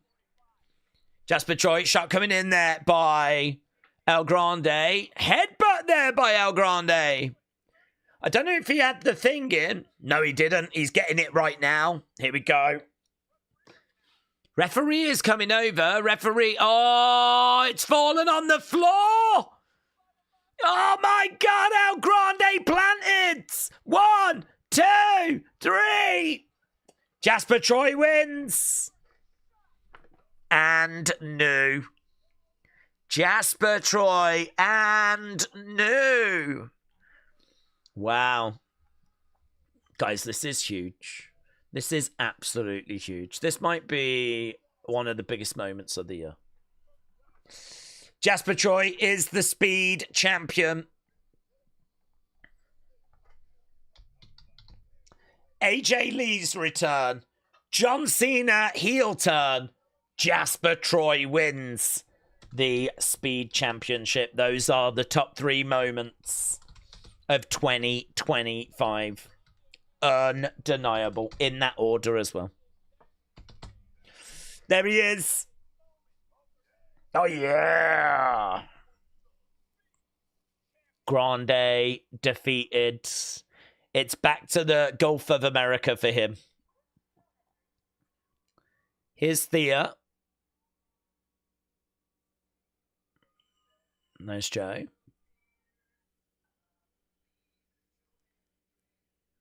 It's a shame she's not wrestling in the Joe Hendry attire she wore last week.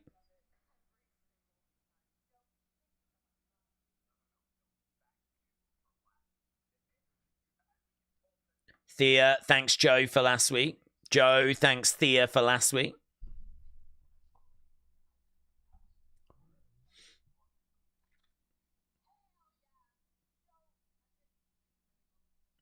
I've been waiting for a big moment like this for a long time.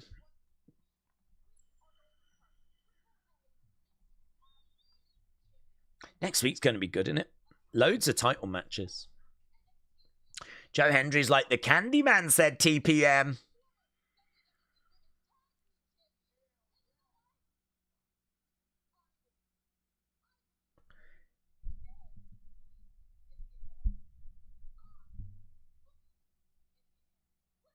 Thea Hale believes in Thea Hale. And we go to commercial break. Daze, the United States government is shut down. Maybe that's why El Grande lost because he's worried about the reopening of America, said Christopher. I think it's exactly that. I think you've absolutely called it, mate. Jordan said, Daze, you got to list Joe Hendry's new song that he released. I heard it, but yeah, I heard it. I thought there was some fun moments in there. I know that Chelsea didn't appreciate it. If I'm Joe Hendry, I'm working an angle to get Thea in bed, says William. That is something you would do, yes. That is something you would do. I was tired of Joe's gimmick after the second time I saw it on TNA, but respect to those who still like it, said Dr. Luchalala. Shadam said, I'm happy for Jasper, but I am happier that Grande lost. El Grande got caught. Better look next time. He does cheat, Jordan. That is right. That it is right. And cheaters shouldn't really succeed, should they? So there we go. He ran out of road. El Grande Americano has lost his speed championship that many of us forgot he had anyway. Cardona even got strays in that video, said Jennifer. Keegan said, I think cops are being called where I live. There is a creep walking around. Stay safe, bud. Sean said, tell me that wouldn't have been an amazing faction of Chelsea and Alba, Ethan and Sean Legacy and Vanity Project. That is on my wish list for Christmas. If they don't bring Ethan up after this run. Well, that's a big group of people, isn't it? Chelsea, Alba, Ethan, Sean. Do you mean all of them together? Because how many is that? Chelsea, Alba, Ethan, Sean, and then Vanity Project is Swipe Right, and that's like 7 people. You've just created the new NWO. Don't know. I get nervous if we get over 4, to be honest. I like Ethan. I think Ethan, Jackson Drake, and Swipe Right are really interesting. That's like an interesting 4. Ethan as top champ, Jackson Drake as a mid-card champ, Swipe Right as tag champs. I'm definitely down for that. Bit early for them, of course, to be going to the main roster. They haven't even done flipping NXT yet. But yeah, whenever they've put them together, I've always thought it's been interesting. Billy said, a mixed tag team from TNA and NXT could possibly be tag champs from a third company. My mind is actually blown, says Billy. There's just nothing appealing to me about Joe Hendry. I've got zero care for him, said WrestleRants. Hasib said, Daze, when is Chad expected back? No words. I looked the other day because someone asked and there's no words, so... I think his injury is undisclosed as well. So I don't even know kind of what it is that he's dealing with. So he's been gone a little while now. So obviously ever optimistic that it will be, you know, not that long. But no reason to think it's going to be 2025. But yeah, no words. I haven't seen anything on Chad. There's a lot of new champs. Yeah, there is. I wonder who let WWE Creative starting to make some good storylines, said Krista. There is a lot of new champs. You are correct. Here's Sean Legacy. He found out he's going to get a title shot. Here's Zaruka.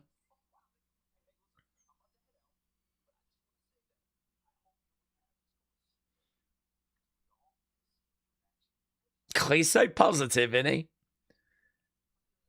I hope your rehab is going super. We all miss seeing you in action.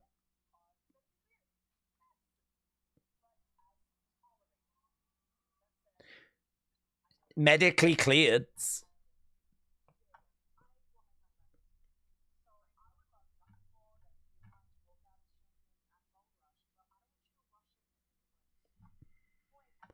Don't rush it and make it worse, said Zarya.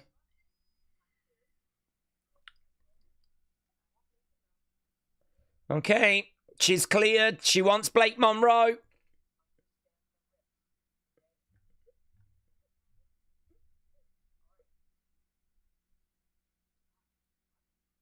There we go.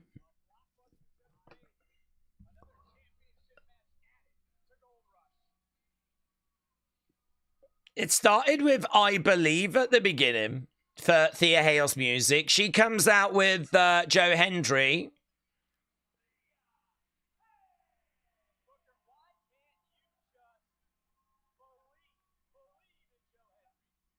Okay, Thea making her way down to the ring.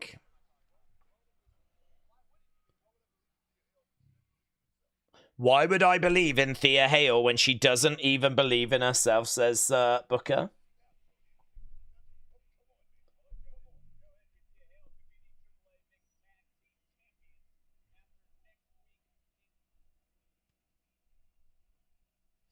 Okay, good 95 for Jasper Troy.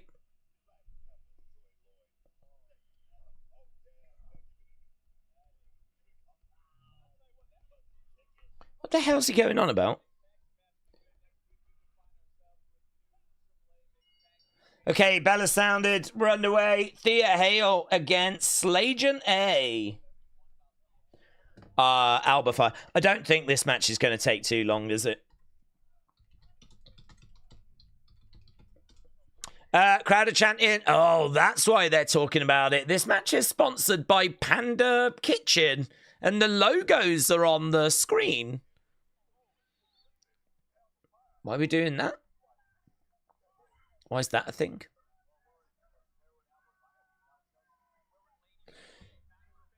Goes over, and Alba Fire is in control at the moment. Alba Fire giving a salute to Chelsea. So Sol Ruka medically cleared is some interesting news. Yeah, Booker was talking about get me that Kung Pao and all this kind of stuff. We're like, what's he on about? Kick there by Thea. Lovely pace to this match. Kick out there by Thea. She grabs the arm of Slajan A. Sick Kingman said, Thea is corny to me. Robbie said that Thea's gear has got Joe Hendry's colour scheme. Shots coming in there by Thea. Oof. Working on the arm. And again, she's trying to get Alba down. They've gone at quite a pace, though. Over against the ropes goes Thea. She gets... Oh, that was quite good. She manages to get Slajan A down. She's a little ball of activity, isn't she? She's a hive of activity. Thea on the outsides. Going up, going over. Sent on into the outside. Lands on Slajan A. Chelsea on the outside looking concerned. Ethan on the outside looking concerned. She goes for a slap, but Thea grabs the arm of Chelsea. Slajan A comes through the ropes. Thea Hale goes down. Joe Hendry comes round.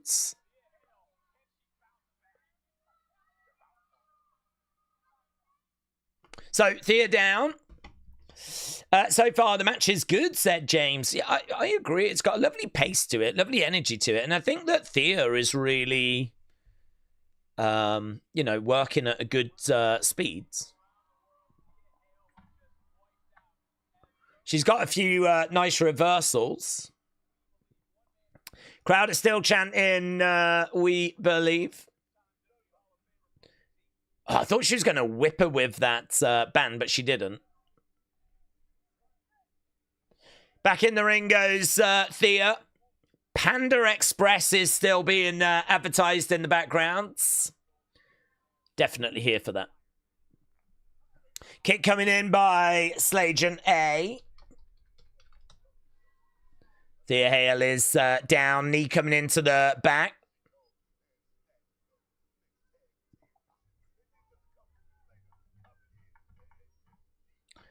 Thea Hale is over against the ropes. Slajan A in control. I think we're at commercial break at the moment, so don't think it's going to be anything too captivating going down. I am getting hungry now with all this Chinese food being mentioned. Okay, right now Thea is being kept grounded. I can still see it during the commercial, said Suzanne. Oh, is it picture in picture, is it? Shot to the midsection there by Thea, and again. Thea trying to roll up. Slage and A, but kick out. Thea clothesline. Down goes Thea. Big clothesline. Alba Fire going for a cover, but Thea kicks out. Thea still down as we believe is the chant. Over in the corner goes Thea. Crowd is still chanting. Oh, my God, right on the boob. Right on the boob. Thea's gear does look like it's very wardrobe malfunction ready, to be honest. It don't know why. It seems a little loose on the top. Right now, Thea is being choked against the ropes. Chelsea comes in. Chelsea getting involved. Chelsea is choking Thea. Smile on the face of Slage and A as she comes over. Grabs Thea.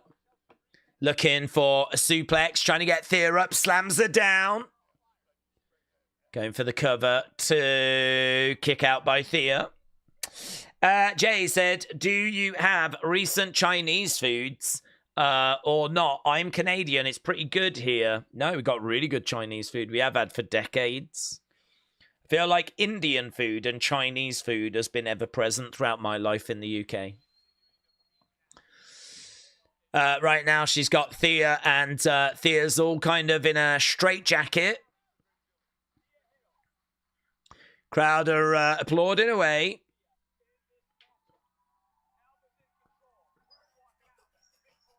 Elbow coming in there by Thea, trying to throw in these elbows to the midsection. Shot coming in there by Alba Fire. I thought she was going to go for a headbutt there, Thea, for a second. Thea Hale goes down. Hey, there's the headbutt. Felt like she was going for that before, and I don't know why she didn't do it. Another headbutt coming in there by Thea. Shot coming in there by Thea. Against the ropes goes Thea off the rope. She got all kind of confused there. She ended up going against the rope like chest first. Bang. Big shot coming in. Still working at a good pace. Over against the ropes. On the shoulders. And down she goes. The double axe handle. Down it goes Alba. Another double axe handle. Underneath. Big boot coming in. Down it goes. Oh, black screen. Black screen. I mean, it did feel like that top was very close to a wardrobe malfunction on a few occasions. But, I don't know. Is that why we black screened it? Thea Hale going up and looking for it. Why didn't she look behind her before she jumped? Crucifix pin there by Slage and A. Kimura is in by Thea. Going over into the corner, and Thea goes down. Right now, we've got Slage and A into a lovely DDT. That was great. Tornado DDT by Slage and A, and Thea kicks out. Match continuing. They're really going here. I mean, they're really, working. It's good. Good little match. Crowd are chanting, we believe. Inside, little cradle, 2, no joy. They're giving this some time, said Hugh Review. Ah, look at that driver. 1, 2, kick out by Slage and A. Thea thought she had got it there. Thea thought she had done enough. Thea chants breaking out as Thea goes to the outsides. So I think it's the longest Thea match I've ever seen. Thea jumps over Slage and A, rolls through. Kick coming in, catches the leg. Jumps up, looks for that Kimura. Trying to get it. She gets it. Now Ethan is trying to distract. Where's Joe? There he is. Joe comes round, grabs Ethan, hurls him into the ring post. Chelsea ends up slapping Ethan by mistake. That was a pretty fun moment, actually. Joe ducks out the way as Chelsea goes to slap him. She ends up slapping Ethan. Back in the ring is Thea. Kick coming in there by Slajan. A, 1, 2. Kick out by Thea. Blimey now. Right now, Slajan A has got Thea on her back. Lovely. Wow. Great work by Thea. Thea ends up going under the legs. Bit of a roll-up. It was kind of like a Pop Rocks type thing. A bit of like a Code Red type move. She kind of goes over, flips Slajan A over, and she gets the victory. It's a win for Thea Hale. Yeah, nice that. Good. It's not really like a Code Red. It's more of a pin, isn't it, really? Than a move. Mate, getting Thea Hale after that match to sway her arms in the air is so cruel. I should imagine she's flipping knackered. She's like...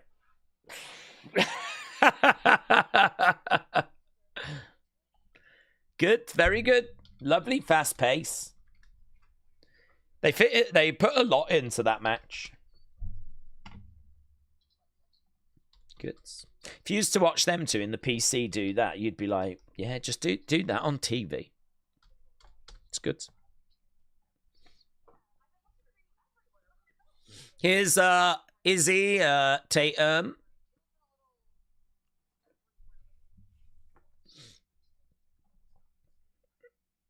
Let's leave the champ.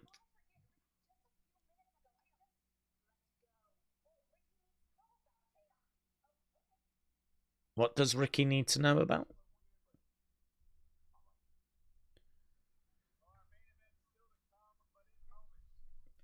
We got an exclusive interview with Blake Monroe. So this is where we're going to find out about her other half, her better half. And we go to commercial break. Ba-ba-ba-da.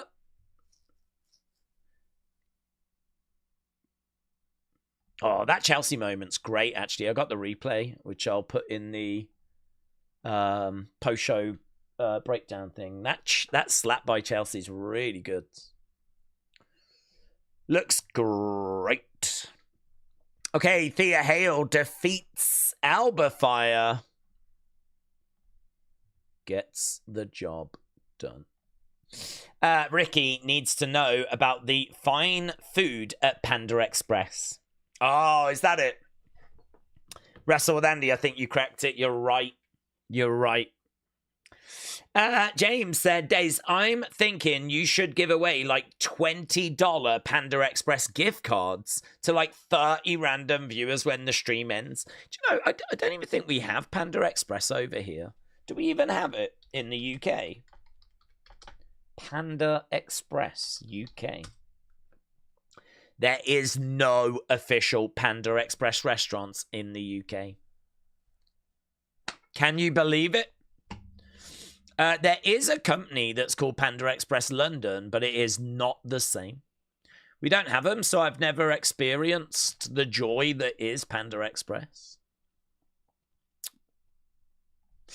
Alexis Gamer said, when the black screen happened, it was because Thea flipped the bird. Ah.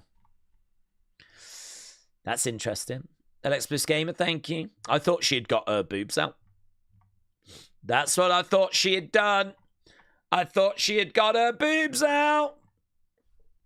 Daze, what food place would you have sponsor your stream? I would have a lifetime supply of Joe's Pizza from New York or Shake Shack. Oh, that's a good question. I don't know, to be honest. I don't mind a bit of KFC, you know. McDonald's is handy because it's always close, but I mean, the food's not amazing, is it? But you can always find something. You could always have nuggets or a Big Mac or something, McFlurry or whatever. And they're everywhere as well, so you'll never get stuck for not finding one. But I don't know, I've always wanted to try Five Guys. I've never tried it, but every time I see pictures of Five Guys, the burgers look amazing. Fries look great. If you used to get sponsored where you could have, like, you know, free food, whatever, I might take a chance and say Five Guys. But I've never actually tried Five Guys, so that is quite the gamble, isn't it? It is quite the gamble. But I would, I'd like to try it.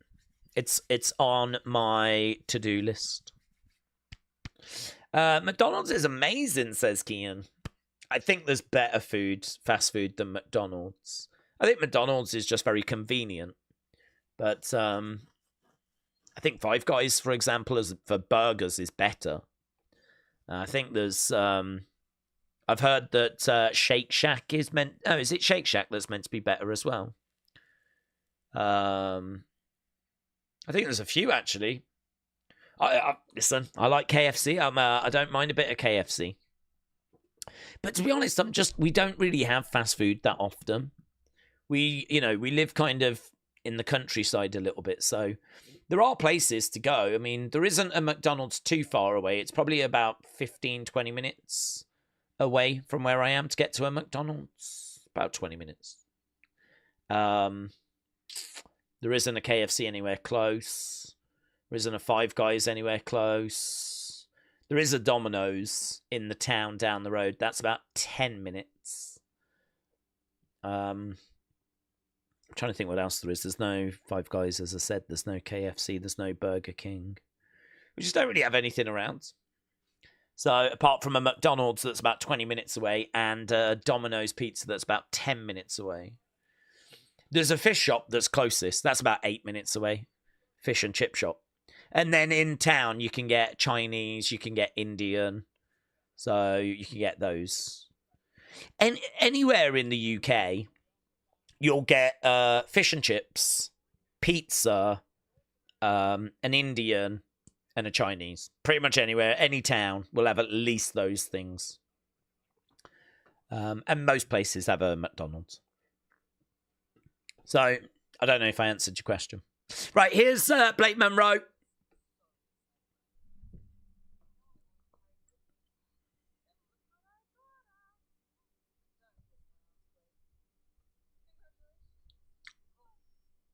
There she is. There's her better half.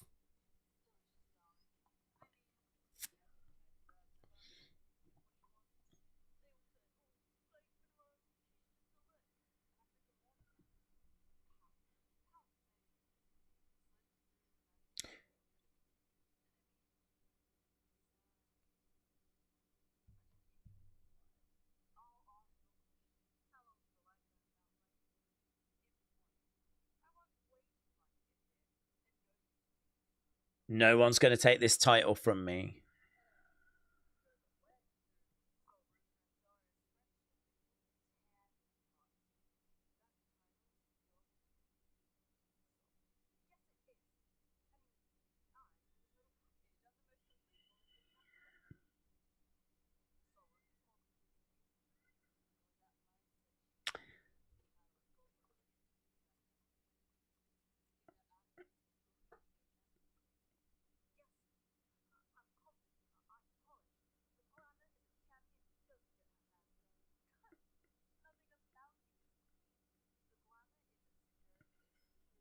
Is that a dark half, said Spawny Boy? I'm guessing.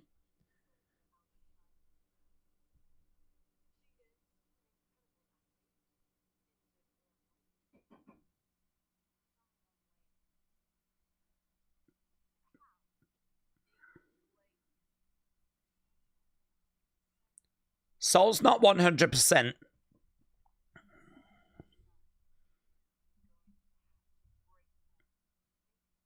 I'm guessing, is that like, yeah, her dark side, her like vengeance? Her ruthless side, maybe.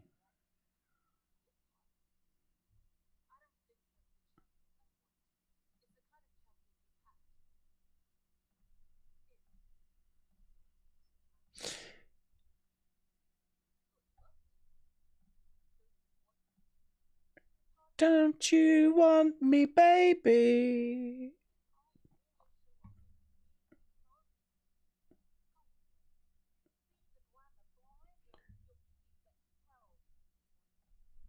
Be the glamour, blind them with your beauty. She's talking of breaking song.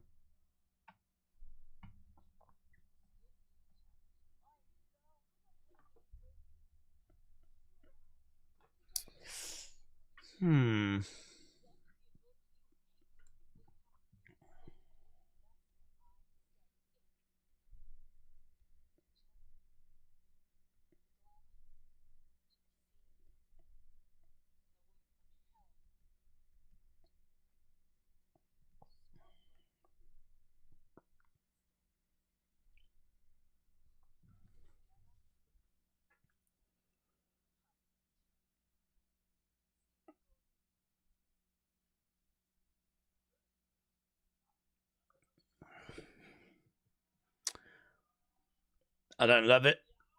I don't hate it. We want character development. We've introduced a bit of darkness into Blake Monroe. We can always use that as a separate persona. So, I mean, it's good in that regard. But I didn't find anything that she said there to be that interesting. We just introduced a sort of darkness, didn't we? Yeah, it's weird because that's the kind of thing we call for all the time is a bit of character development, and we did get some there. But I don't know, it just didn't massively grab me, honestly. I was looking at it and I was like, this feels a bit like a rip-off of Toni Storm. I feel like this kind of theatrical stuff is the kind of stuff that Toni Storm does. If Toni Storm didn't exist, perhaps I'd be a bit more impressed with this, but this feels like a poor man's Toni Storm a little bit. In fact, it could have been flipping Toni Storm sat there. You know, Blake Monroe even looks a little bit... I mean, if I show you the image, I mean, that could be Toni Storm. That could be Mariah May and Toni Storm. And that's the kind of thing that you could see Toni Storm wearing as well. I think, like, that is a little bit of a hindrance. But it's okay. I mean, it's a bit of character development. It's a darkness. It's a, you know, it's a bit like Mick Foley. If he needed to go to a darker place, if he needed to go to a more extreme place, he could always turn to Cactus Jack. I mean, maybe we run with Blake Monroe being like that, and if we do need to get a bit darker, that's the Blake Monroe that comes out. I can see how we can use this. It was all right. I just didn't find anything that was being said to be like, oh, mind-blowing or anything like that. It was okay.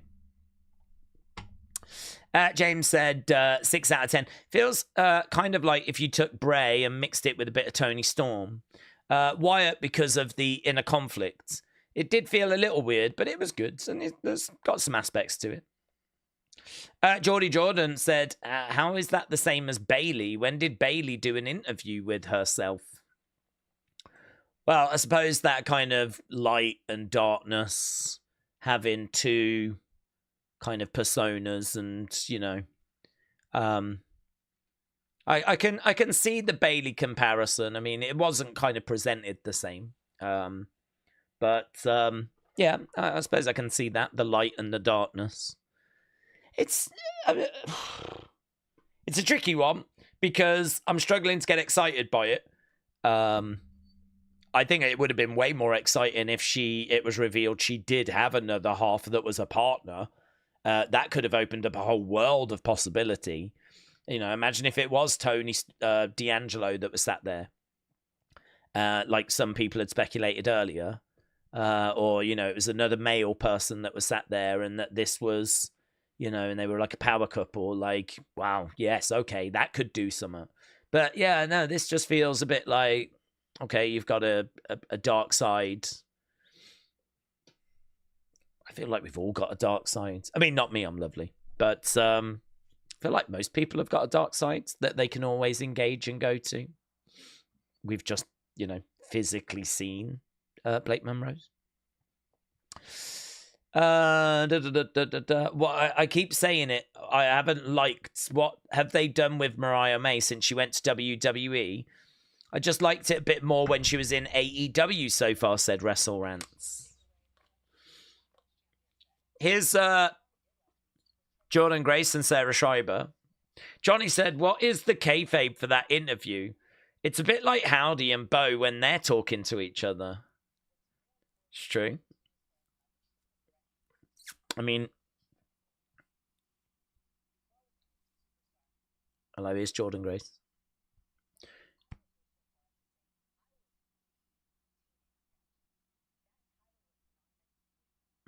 That title was synonymous with me.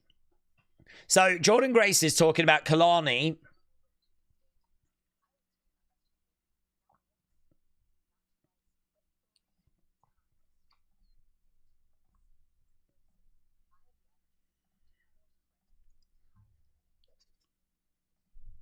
I can course correct an entire division and make history, says Jordan Grace.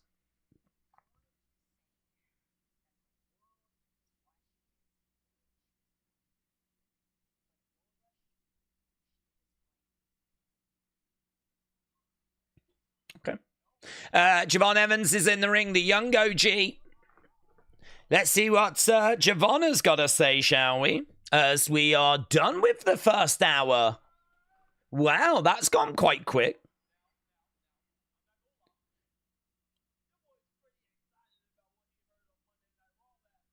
Oh, yeah, your boy's pretty excited about what he heard on Monday Night Raw. Yeah, you just got to beat Gunther.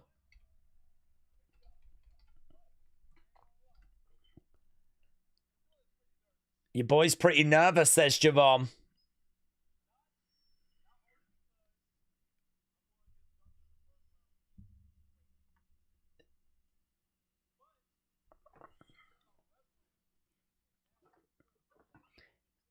Yeah, he's wrestling at Madison Square Garden at the age of 21.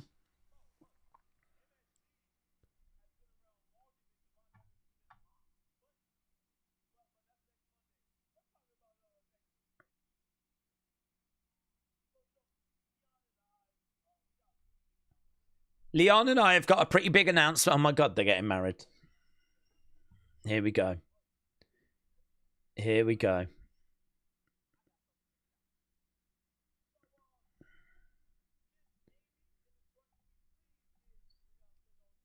Oh, hello, Miss Amy in the truck. Can we get Leon on screen? There's Leon.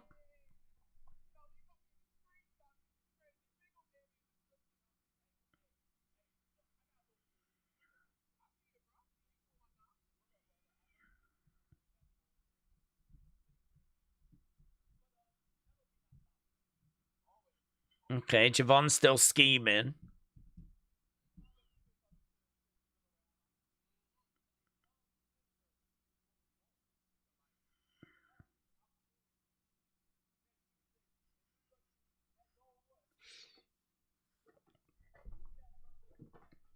Okay, so the match has been announced. It is going to be Leon and Javon against Dark State for those tag titles.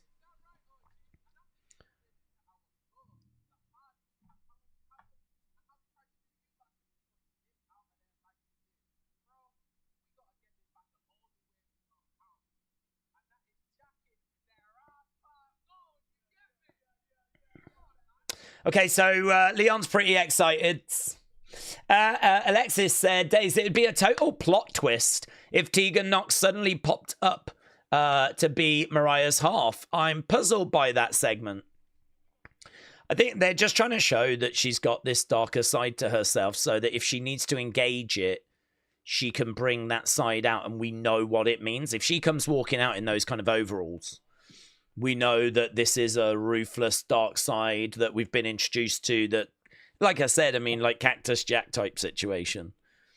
And so, I mean, when Mick Foley was Dude Love, it was kind of different than when he was Cactus Jack and was different again when he was Mankind.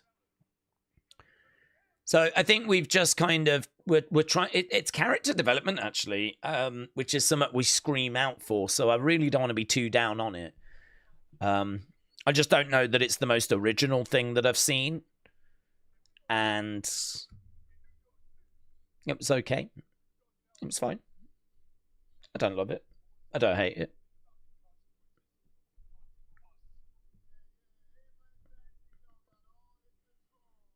But it could work. It could lead to something good. I like Saquon. Here's Dark State. Dark State are surrounding the ring.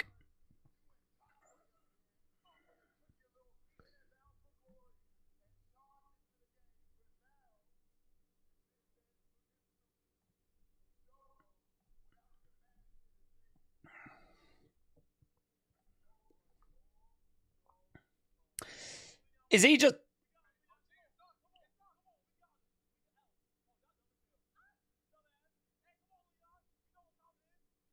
You're dumb as hell. Here's Leon. Yeah, but it's still 4-on-2, isn't it? I mean, it's all well and good saying you're dumb as hell, but you're still outnumbered. It's the element of surprise. What, the fact Leon's there should make a massive difference. This is the booking that hurts Dark State. This is the stuff that's just not good for them. I mean, even Vic Joseph on commentary is like, I know it's 4-on-2, but it's the element of surprise. No, the element of surprise doesn't matter if it's still 4-on-flipping-2. And that group is meant to be a badass group. It's not flipping the Spirit Squad.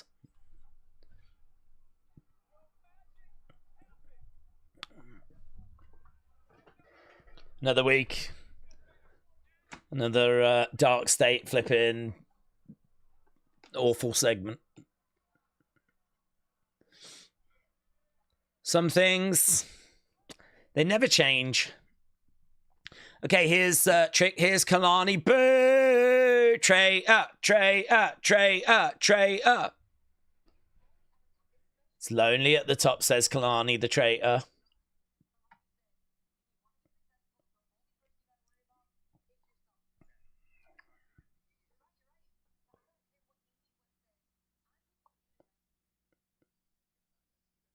Do you think Kalani and Trick like hang out?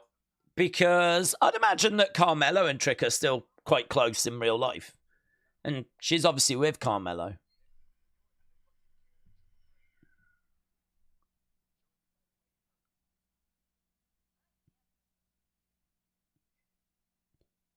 Show everyone why you're her.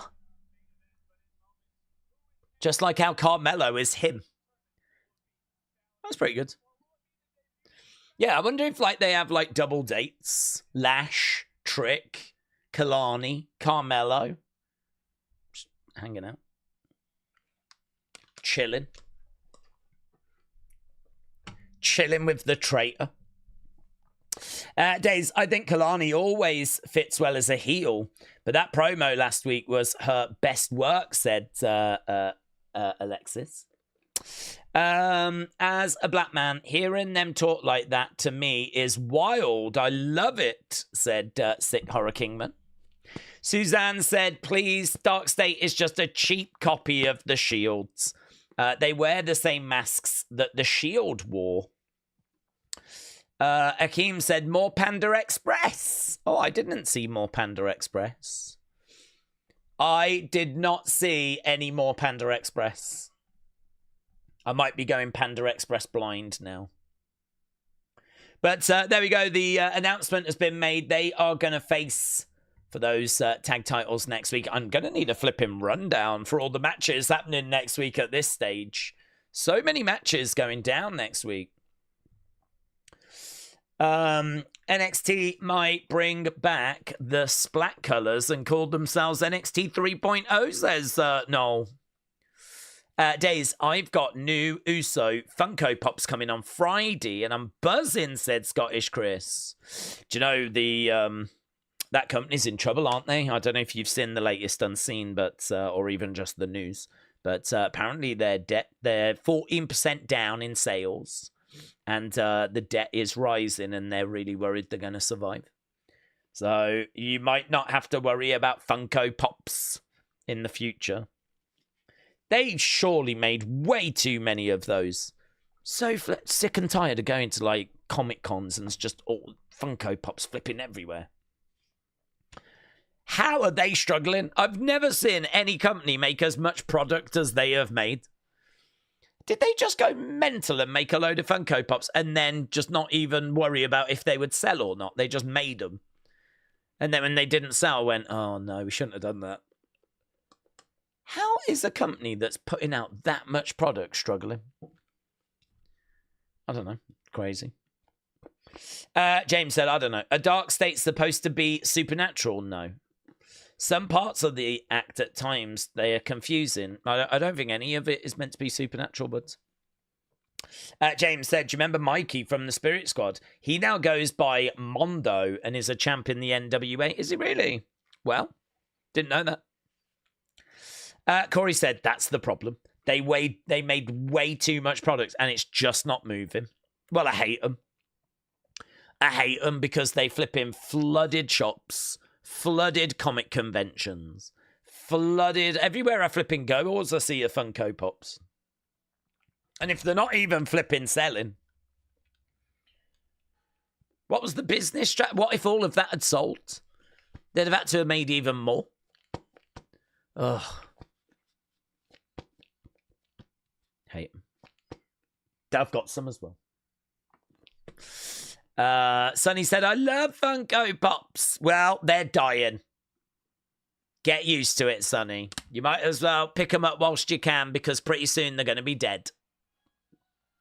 Okay, here's John Cena. Last time is now.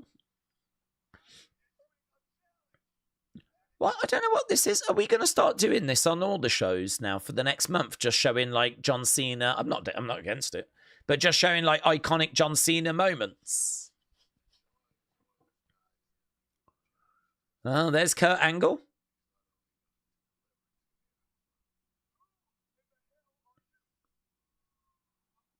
I'm John Cena. Ruthless aggression. Look at the size of Cena there.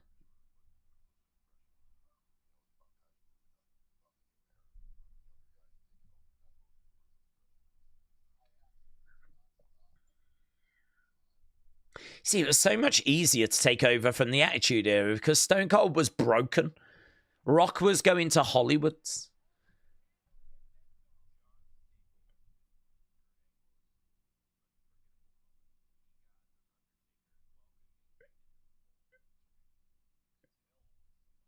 Is this going to be a documentary? What the hell is this? Is this all part of that interview? They should do a documentary, shouldn't they?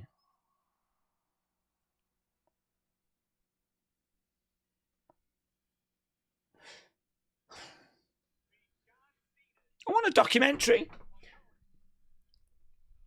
I want a full 2-hour tune into flipping the WWE Network. We're going to bring that back. Tune into the WWE Network because the week before we are going to be airing John Cena, the Time Is Now documentary. That's what I want. Who's this boomer?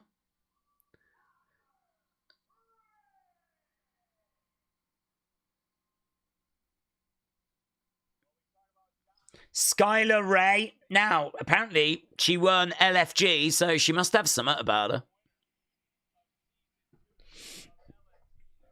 Not sure how I feel about a cheerleading gimmick, but it's summer, isn't it? This is like Thea Hale's older sister.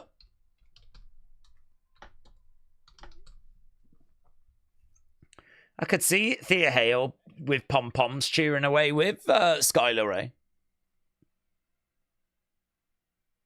I ain't seen Skylar Ray. I don't know anything about her. I haven't seen her in LFG because I don't watch it. So, this is a debut. Bell has sounded.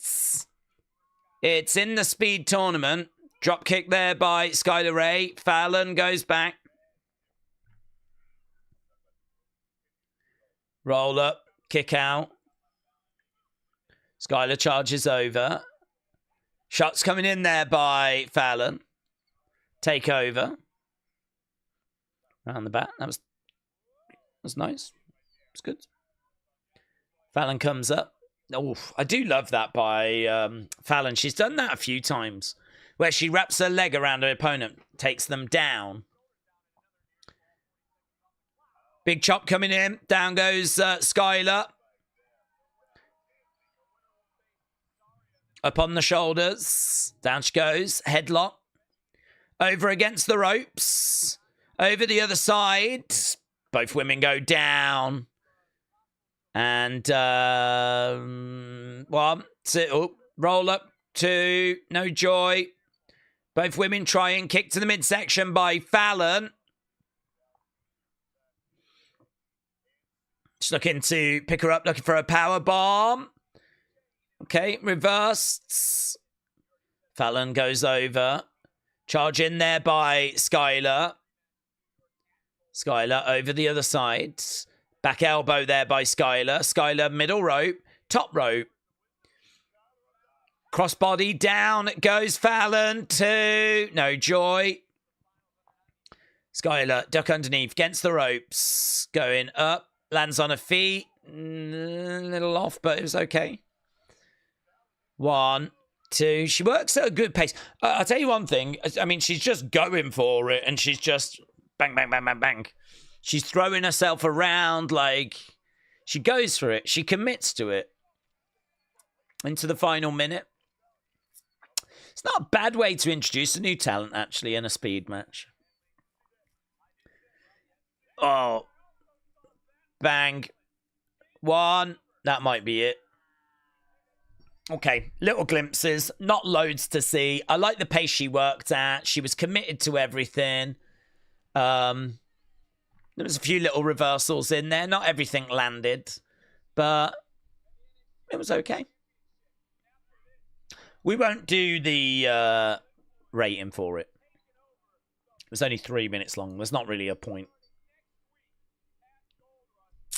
Okay, Zaria Fallon is going to be the final for that speed championship.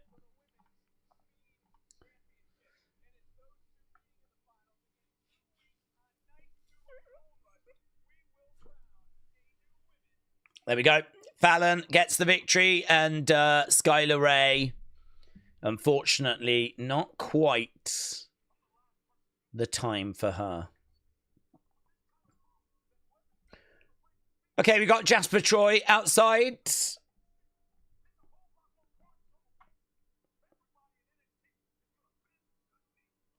Everyone in NXT is going to bend the knee. Here's Dark State.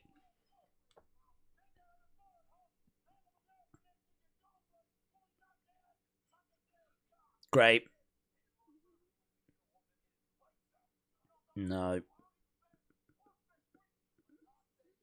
Saquon's the best talker, man. I like the way she was working. I like the pace. It was good said all game. The cameraman needs to watch his ass, says William. Nolan said, which best group faction in NXT? Undisputed Era, Diamond Mine, or another team? I think Undisputed Era is the best faction. Not sure there's anything even remotely close to how great they were. Here's Josh Briggs.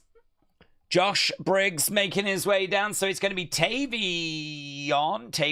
Doesn't really matter. Against Briggs. Tavion. I will adjust it. I could never remember.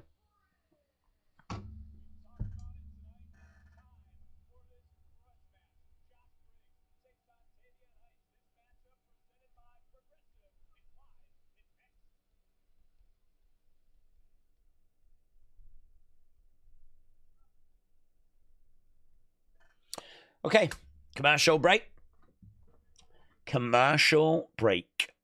Daze, I see them going on double dates, but with Daze as a fifth wheel, I'd be willing to go along. I would be the grease to keep everything going and flowing nicely. Show everyone you are her. That's a good line that was by Trick to Kalani. Does Briggs' skull talk, said Dr. Luchalala. It's like he's got a parrot on his shoulder. Spawny Boy said that vest is stupid. Glockness said Briggs is like a Timu Baron Corbin. K Dub said Briggs looks like an idiot wearing that. Mayor Pete said, is Carmen lifetime yet? I just don't give an F about whatever random fed he goes to. Well, not yet. He's not made his presence felt. Everyone's waiting. We're probably 10 minutes short, actually. Daze, what did I miss in that first hour? I just got home and in time to see a good portion of Blake's interview. Well, I think you missed a fair bit. One thing I'll say about NXT is they do cram in quite a lot of stuff. There's like always little backstage bits and in-ring bits. So obviously we got a new speed champion and all of that. But we'll do obviously the catch-up video afterwards. It's probably a bit too much, honestly, to kind of bring you up to speed with. But Jasper Troy got the victory over El Grande. And Thea Hale got a win over Slajan A. I'd say those are the big things along with Blake Monroe. Days, for John Cena's last match, you need to put a figure in a microwave for old time's sake. I've learnt my lesson on that, but it was horrific. And honestly, I really wouldn't recommend doing it. It fills your house with toxic smoke. Genuinely, it does. I'm not even joking. I could not breathe. All Game 17 said, Dark State, I like them, but the way creative has been making them look like all bark and no bite is sad to see. It's a good way of putting it, actually. Steve said, Briggs is missing something, and I'm not sure it's something he can find. I know it's not the skull on his shoulder. Benny said, it's boss time. It's not tonight time. It's not boss time. It's not tonight time. It's soon to be Carmen Live time. Guys, you guys get so excited for Carmen Live. I mean, I'm looking forward to seeing Carmen Live. Always welcome. But the excitement, the anticipation in the community. It's going to be a big deal when Carmen arrives. Sean said, the question is, will they develop that darker side of Blake even more at Gold Rush? Will the glamour have to let that sinister side hurt Soul? I am going to get a Bob and the Void vibe from the Thunderbolts, said Sean. Russellani said, Days, Briggs and Jensen reuniting would be good. Well, it would certainly be good for Brooks Jensen. He seems a little lost. Although that Alabama, Bama thing is, some people in the crowd have got on board with that. Alabama, Bama. Or is it Alabama, Bama? I don't really get it, but there's a few people involved that have been shouting that back.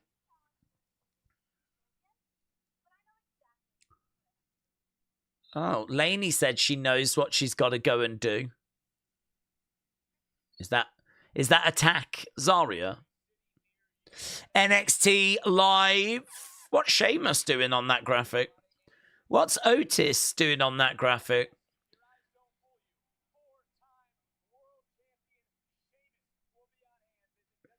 JD McDonough, Lyra Valkyria, Grayson Waller. What are all them doing on that graphic?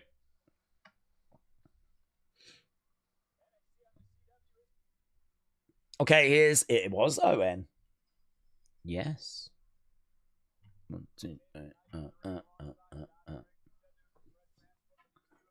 Right, here we go. Tavion, Briggs. Ding, ding. Ah, big boot. Big boot by Briggs. Tavion comes running out, gets murked. So, right now, Tavion is down. Briggs in control. Big forearm. Tavion down. I want NXT to come to the UK. Oh, I'd love that. Yeah, I'd love that. Daze, do you ever take PWI serious? No. I see. No. I think it's interesting in the sense of if you want a snapshot as to who the big wrestlers are at that time. I don't think the ranking matters, but you can see who's kind of been champ for a while, who's getting pushed. You know, if you went back to PWI for 81, that would tell you who the top champs were, who was being on TV quite often, and it would give you a good snapshot of who the players were at that time. I think it's good for that. But is it good for this is the undeniable rank? No, come on. On Unseen, I kind of even go into it. And I think Tiffany Stratton is number 4. Tiffany Stratton is not top 4 women's wrestlers in WWE, let alone top 4 women's wrestlers in the world. But the way they rank it is if you've been a champ for a long time and you're in a big promotion, you will be at the top of that list. So Tiffany has been champ for a long time in WWE. So she came out as number 4. And it's like, that's it. It's not that she's the best. You know, it's not that she, you know, apparently she's better than EO. Come on. Come on. We're all adults. I mean, this to me is why it's a nonsense. That's why I don't care about it. I get how they compile it. And I get that there is something interesting that can be used. Like, if you want to go back to 91 and you want to have a look at, like, the PWI list, that's going to tell you who the big names are at that time. But I would never, ever use it as this is the actual ranking, you know. Right now, we got Tavion down. We got Briggs getting up to his feet. Robbie said, do we think Ricky Saints will be on the main roster by the time Money in the Bank arrives? Could be, because Money in the Bank's delayed next year, isn't it? And Money in the Bank next year is like September time. Ricky's champ right now. Don't know that he gets called up after Mania. So if he doesn't, then he'd have to be an ad hoc call-up. I don't know. That's a good question, that. Will he be on the main roster by the time we get to it? I don't know that he's in that first wave, but he could be. I mean, I think you've got Ober and Trick ahead of him. I think they go up before him. Even maybe Ethan Page goes up before him. Does Javon go up before him?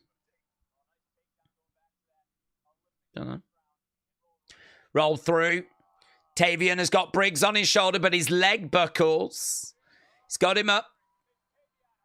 Tavion in control. But Briggs gets down. Tavion against the ropes. Clothesline misses over the other side quite fast.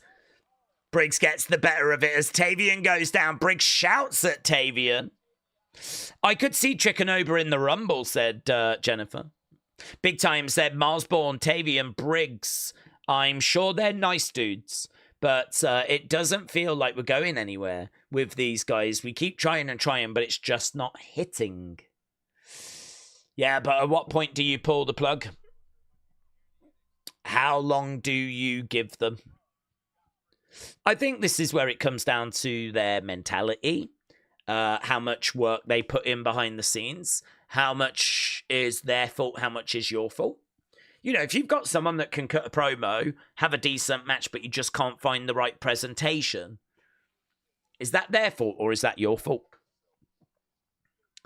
And, you know, maybe that buys them a bit more time.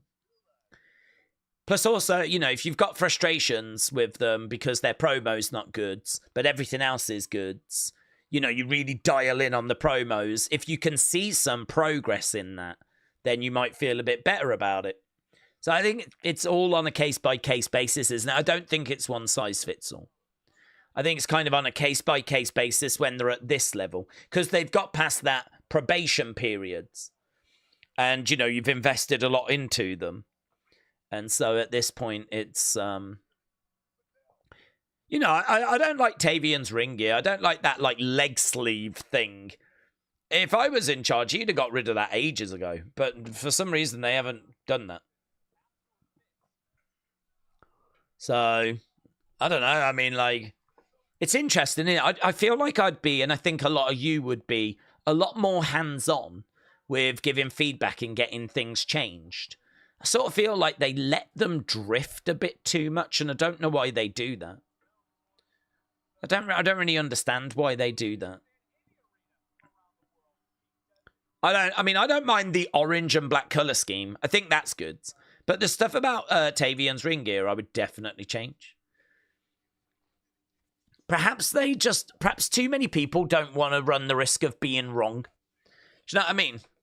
What about if you said to Tavion, no, you got to change that ring gear, I don't like it.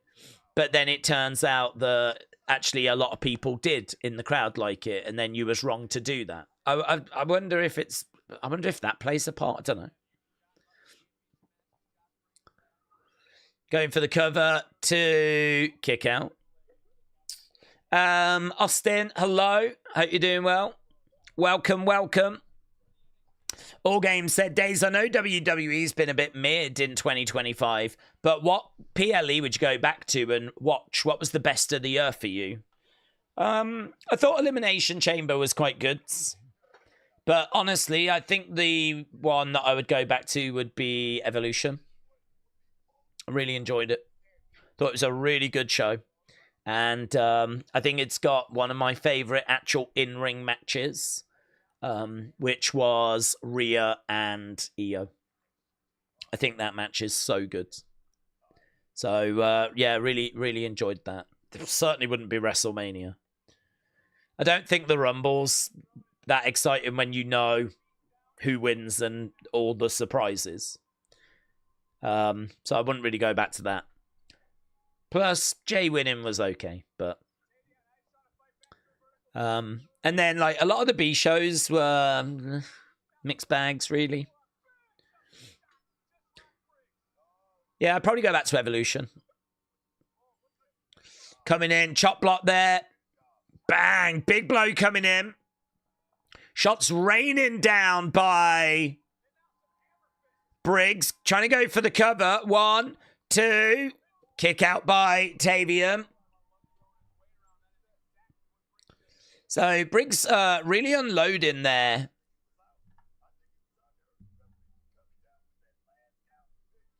Really unloading, but not really getting anywhere on Tavion.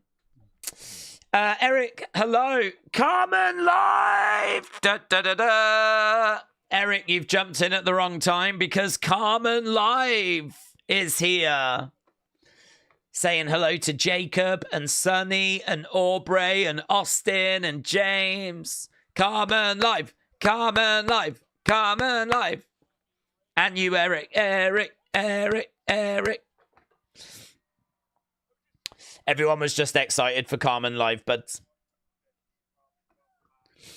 I want to give you your flowers as well.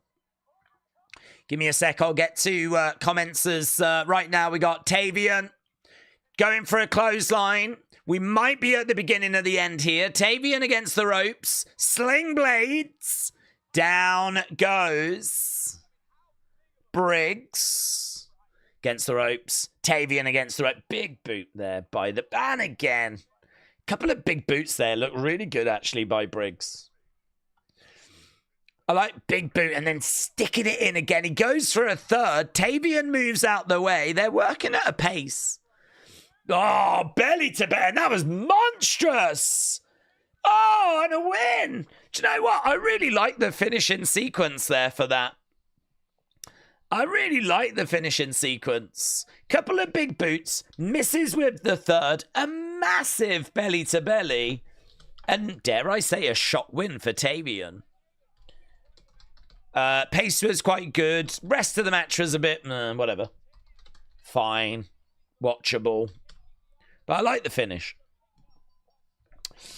Right. Carmen says, Daze, I went to the UAW local 551 in Chicago to see ARW Pro. Yes.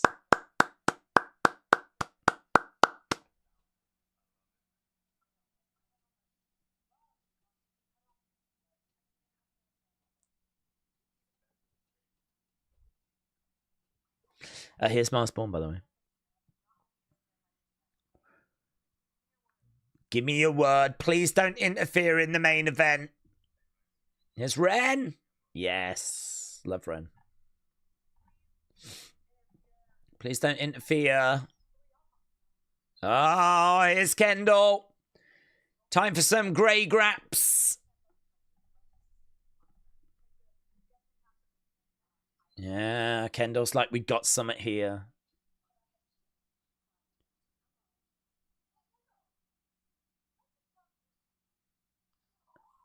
Blimey hell! Did you see that slap? Jesus! What's she gone after Kendall for? Lainey Reed just absolutely walloping Kendall Gray. Mate, she'll mess Lainey Reed up. Grey Graps. Kendall Gray, she would mess her up, mate. Tie her up like a flipping pretzel. Oh my God. What a stupid move. What a truly stupid thing to do.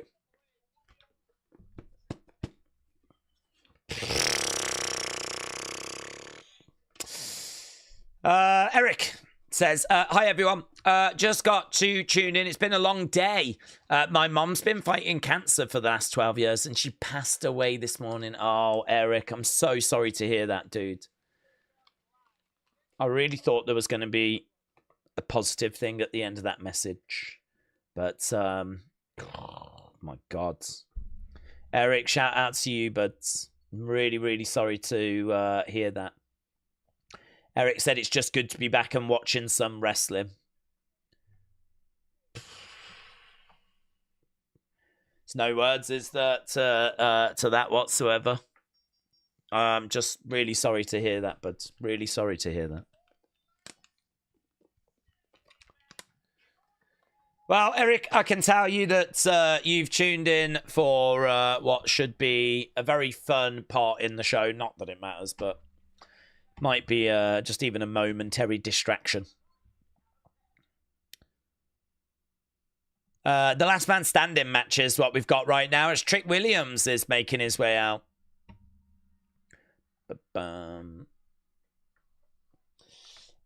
We do have a comment from Carmen as well, which might also provide a distraction.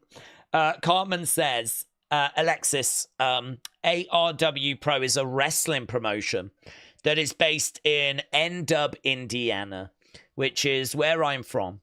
And I also see other N-Dub, Indiana, and this is important, Chicago-based wrestling, Fire Pro Wrestling, Backbreaker Wrestling, and Super Wrestlers. Those are all the different promotions that Carmen Live likes to engage with. We know that ARW Pro is number one in our hearts. But there is obviously a lot of other promotions there that Carmen Live likes to engage with. Carmen, I don't know if you are writing an autobiography or anything, but I think it would do very well with the community if you had a book out soon, maybe that told us about your life story when you first fell in love with ARW Pro, Chicago-based wrestling, Fire Pro Wrestling, Backbreaker Wrestling. Yeah, if there was like a different chapter on each of those when you fell in love with those promotions. So many people, Carmen, I've got to tell you, were desperately asking me, where's Carmen? Where's Carmen? Is Carmen here yet? Where's Carmen? So these NXT streams are basically your streams. Yeah. Basically your streams. So, yeah, Carmen, shout out to you. James said, can you refer to me as Mr. 2010? If I can remember. Sometimes I get people saying that. Can you call me this, call me that? It's like, if your profile name doesn't say that, there ain't no guarantee that this old guy is going to remember. Netflix is doing an Oba Femi greatest hits, says Jennifer. Dave, hello. Dave said, who the hell is Carmen? Says Dave. Well, a legend. A legend. A god amongst men. That's who Carmen is. Mayor Pete said, "Can you refer to me as Boomer?" Let's all just keep our profile names. Scottish Chris, have you heard of ICW? Yes, but it's a promotion in Scotland, isn't it? It's a promotion in Scotland. Christopher said, Daze, here's phony. His name is Tricky. He can't beat Ricky. Rick, whoop that trick, says Christopher. Bishop said, is there a review stream tonight? There will be a video, but I actually don't have a stream or a graphic or anything set up for NXT. I did have one for Raw, but I don't have one for NXT. So there will be a video, but it might go out as a video tonight. What I need to do is work on a graphic for SmackDown. Probably need a graphic, just a generic one for Raw as well, but it's all on the to-do list. So, yeah, we've done Unseen already. That dropped earlier today. Anything that's come out since or tomorrow morning, that can go into tomorrow's, and I'll try and get that out at same time as today's. So, yeah, it just means that we'll do a post-show, and that's the only thing you need to, pay attention to. Daze, is Carmen Electra? Oh, I don't know. Carmen, are you actually Carmen Electra? For those that don't know, Carmen Electra, because Wrestle with Andy is getting on a little bit. This is a bit of a pin-up from back in the day, actually. Could you imagine if this is who we've been talking to all this time? If this is actually Carmen Live, can you just confirm, is this you? Because a lot of conversations are going to drastically change if it is. Carmen Live, is this you? Does this look like an ARW Pro fan right here? Is this the kind of person that goes to Backbreaker Wrestling? I don't know why I pointed to a vagine. I didn't mean to. I was just kind of showing off the body, really. I pointed to the boobs. Jesus Christ, I can't point anywhere.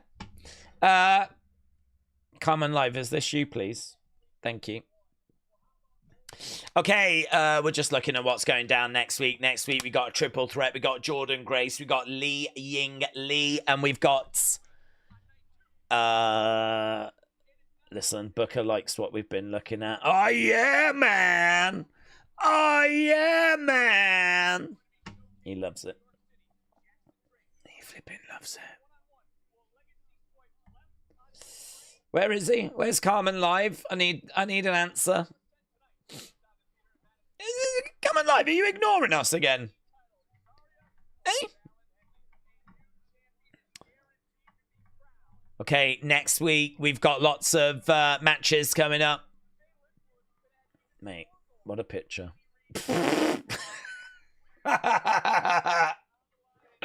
It was a great slap. Look at her face. Look at her face. Not bothered. Amazing. This is basically... This is me. This is the chat. And that's Carmen Live. That is a meme. Yes, there's me reacting to the chat getting slapped around by Carmen Live. Yeah, coming in with the... Look, not even bothered. Look at that face right there. There's the chat. There's me. What the hell's going on with the chat? The chat's getting smashed. Carmen Live. Carmen Live. Carmen Live. Here's Ricky making his way down.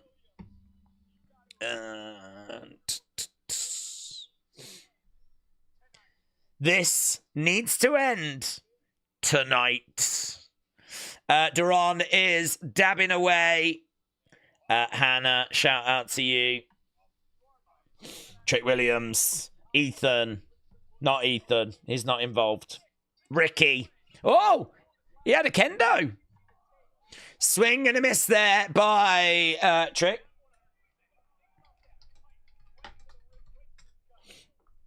Kick coming in by Ricky. Grabbing that kendo.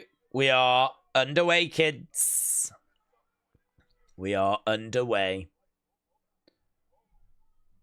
He's on the ropes. Lands in the middle of the ring. Shot coming in. Another kendo stick shot there by Ricky. And again. To the outside goes Trick. Yeah, this should be goods. This should be goods. Here's Carmen live. Jennifer Greg Glover is the current ARW Pro Champ. Carmen said, Daze, this Friday is my 24th birthday. Right. No, I don't think that is Carmen Electra. She's in her 50s.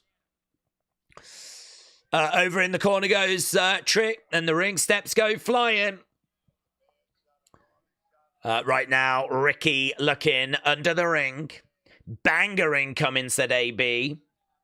Right now, we got a trash can being chucked in the ring. We have got some chain being thrown in there. Ricky is bandaged. We want tables is the chant. So in the ring goes Trick. So last man standing match is underway, and they're giving this match a little bit of time. Ricky off that right. Ah, mates. That trash can right into the midsection and across the back. Trick Williams. He wants this championship back. I hope this match does bang. Straight into the trash can. Straight into the trash can. Okay, that last match is good 100. Good 100 for that Tavion Josh Briggs match.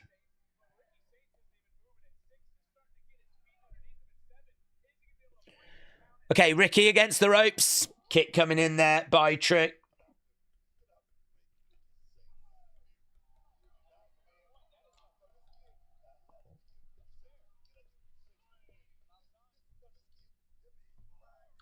Okay, referee is counting away. Ricky is on his hands and knees going over to the corner. Chop coming in there by Trick. Ricky goes over to the other side. We got two chairs, kendo and chain in the ring. Mates, those chops. He's got him up against the ropes. What are we trying to do? Oh, he's trying to look at this. We're going Andre.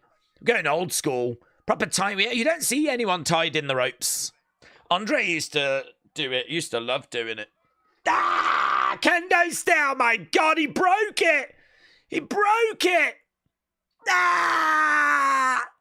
He broke it more. Jesus. I mean, none of that is fake. You can't fake any of that. Just walloped him 3 times. Broke the kendo stick.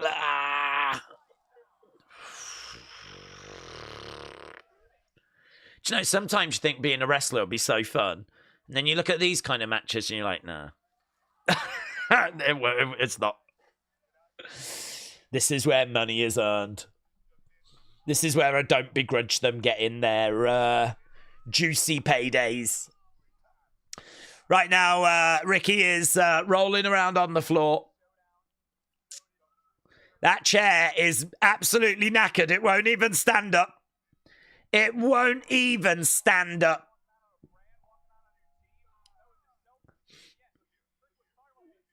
Six, counting away. 7, it is last man standing. He's got to get up, and he is up. Trick gets the trash can lid. We got 12 minutes to go. I told you this was my house. Trick Williams with that trash can. Carmen said, Daze, I might go to the Maria Rayner Center in Hobart, Indiana, so that I can see ARW Pro on Wednesday, November 26th, and Concord Music Hall, Chicago, so that I can watch Super Wrestlers on Sunday, November 30th. Carmen, thank you, my friends. Blood on the mouth of Ricky. Carmen. Do you know what, Carmen? I've only just realised I have not subscribed to your YouTube channel.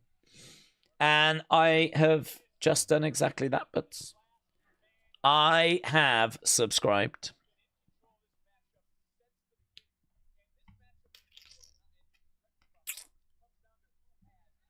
Guys, if you thought that Carmen Live was a liar, I've got news for you.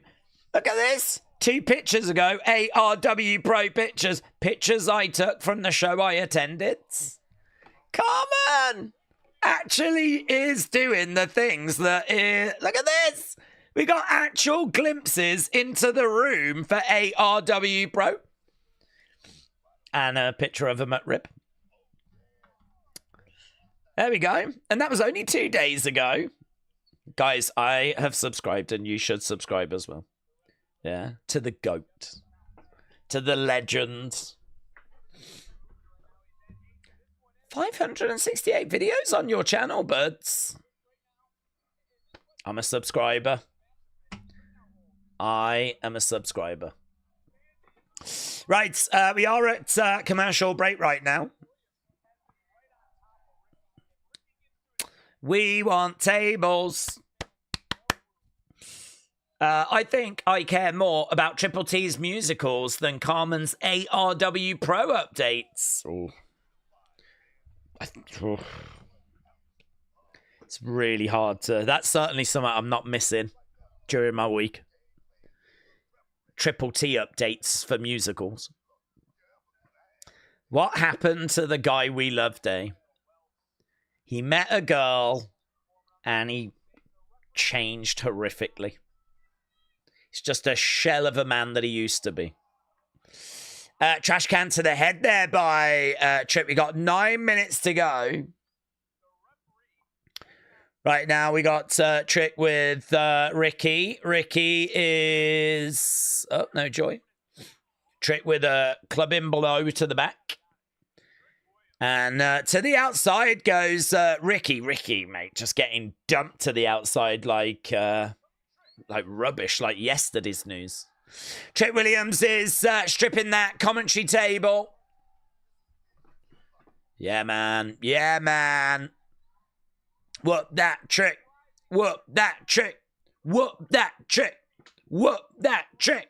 Let's go, Ricky. Let's go, Trick. Let's go, Ricky. Let's go, Trick. I love them both. I'm torn, just like Blake Monroe. Big boot coming in there by Trick. Down goes Ricky. Ricky down on his hands and knees. It's been a very physical match, this. Charging over. Oh, into the barricades! Mates! Jeez! He went hard into the barricades. He went so hard, I feel like he's become part of the furniture. Look at that! Mate! Trick Williams went hard. Holy shit! Holy shit! People are on their feet. People are on their feet. Ricky going under the ring, grabbing a steel chair. Hit his head. Ouch, said K-Dub. Oh, mate, there's blood. There is blood. Just like that Daniel Day-Lewis film, there will be blood, and there is blood. Hey, this is more brutal than War Games. Ricky has got that kendo. Oh, he's unloading on Trick. Pop, pop, pop, pop, pop, pop, pop, pop. Trick's down. Do him. Do him, Ricky. Do him. Oh, what's he doing? Trick, what was that delay for? Ah, mate! Bang! Chair shots! Ricky took his time, and I thought he'd wasted the opportunity, but now he's just unloading on Trick. Oh my God, that's no way to treat Willie. Trick Willie getting beaten down on the Willie. Trick Willie down. Murked Trick, said AK. That's exactly what we've got. A bit of murked Trick. Trick trying to get back up. Against the ropes goes Ricky. Spear. Down goes Trick. That might do it, you know. Dude's got blood coming out of his ear. 2. He's took a load of chair shots. 4. Could be the beginning of the end. 5. Still got 5 minutes, though. 7. 8. No, he gets up. He lives. He lives. Kick coming into the midsection. Ricky tries to pick him up. No, goes over. Charging in. Ow! Into the corner goes Ricky. Oh, my God. You can see the bloods. Look at the blood on the barricades. Trick is in the ring. Ricky on the outsides. 5 minutes left. This match is brutal, said Wrestling Fan. It is. And it is genuinely more brutal than a War Games.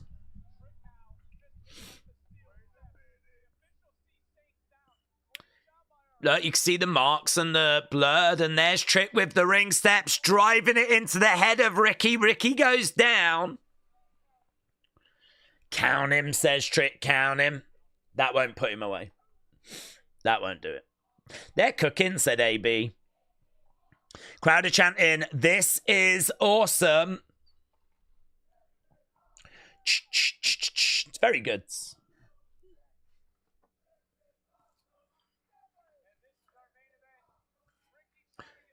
Right now, coming off those steps. Ah, big knee there by Trick. Ricky goes down.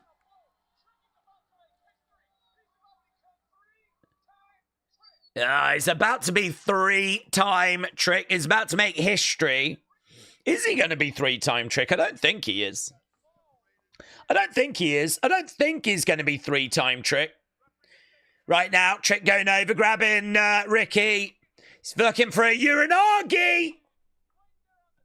Onto the ring steps. Now he's got the ring steps. What's he trying to do here? If he jumps down on that, it's not going to... Oh, right. He's just keeping him... Oh, that's quite clever, actually. Ricky's got to kind of slide out from under there, which is a little more difficult. Trick is standing and celebrate him. Ricky shoves Trick down. He's right by that platform. Are they going to go through that again? Trick is up on his feet. We're over by the platform. Where is Ricky? Here we go. Here we go. Bang! Into that platform goes Ricky. That could be a big moment, you know. And you know what? They kind of reinforced that as well, because last time they went through that, it looked a little bit weak. That exploded in such a satisfactory way. Ricky has actually gone into that platform bit. Look at the blood. You can see the blood on Trick. Trick's gone. Oh, Ricky's back. Ricky comes back. These two are brawling. Right now, gonna throw him into... We're going in the crowds. We're going in the crowds. Let's go, mate. Look at that. People are, like, trying to get out the way. I bet they were planted. I bet those people were planted. Oh, big knee coming in there by Trick. But you can see people just trying to get out the way there. Mate, we're in the crowd. We're fighting in the crowd. This is so good. Trick is on the barricades. An RKO right now would be perfect. An RKO out of nowhere, just coming and grabbing and hitting it. Oh, look at the blood. It's really pouring, you know. Spear. Spear! Spear! Yes! Yes! Huge! Massive spear! He was calling for it. He was asking for it. Standing on that barricade. Boom! So good. Mate, they've gone through the platform. They've been fighting in the crowds. Going through the commentary table. This match has been brutal. Oh, he's done it! Ricky's done it! Look at that. Trick was trying to get up. Ricky pushes him away. Referee rings the bell. And there's your winner. And still, Oba. Oba's back. The ruler is here.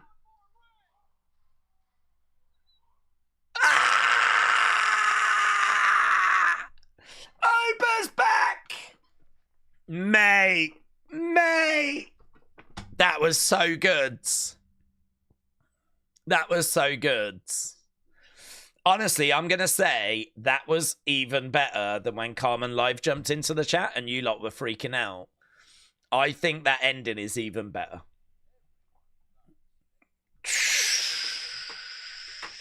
Great match. That was awesome, said Glockness. My boy won, said Suzanne. Mohammed said, hello, I miss Raw due to work, and I miss Cena's greatest moments. I loved Beck's post with Cena. Yeah, that was good. What do we think about Cena's IC title? I think it was a nice moment in Boston. It's not something I was looking for or felt that I needed. But it was a good moment. And yeah, I'm not down on it. I thought it was good. And I thought it started off Raw really, really well. And it was a lovely thing to give to Boston and those that turned out in Boston to see John one last time. A lot of us thought that's where John's last match was going to be.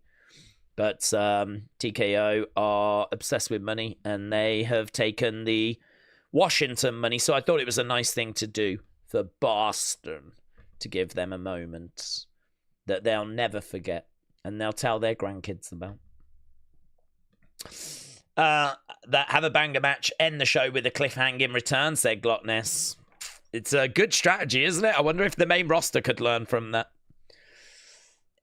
You what? End the show with a cliffhanger? A genuine cliffhanger? Sorry, what?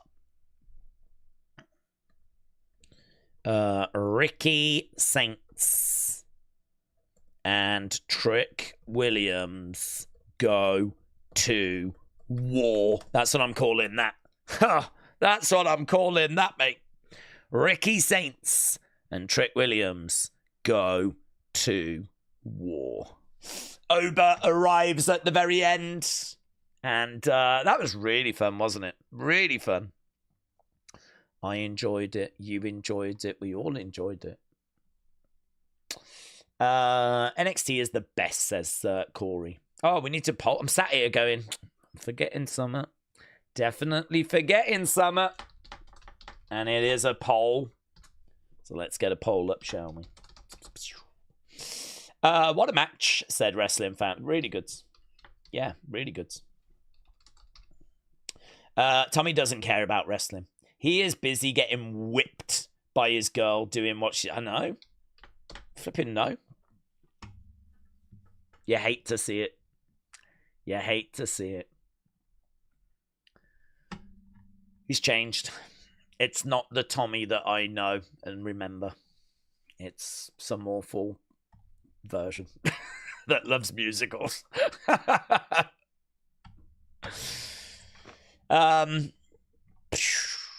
It's a win. It's a win for Ricky. Love that. Mohammed said, I think Sheamus needs to be the last match more than Gunther. Cena can drop it to Sheamus. It makes sense rather than Gunther because they had a good rivalry, says Mohammed. Taker 1990 said, teasing us with the return of Oba sucks. You think so? Is that not good?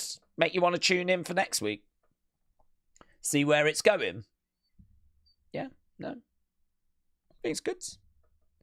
I think it's positive. I want to see what we do. I want to see where we're going.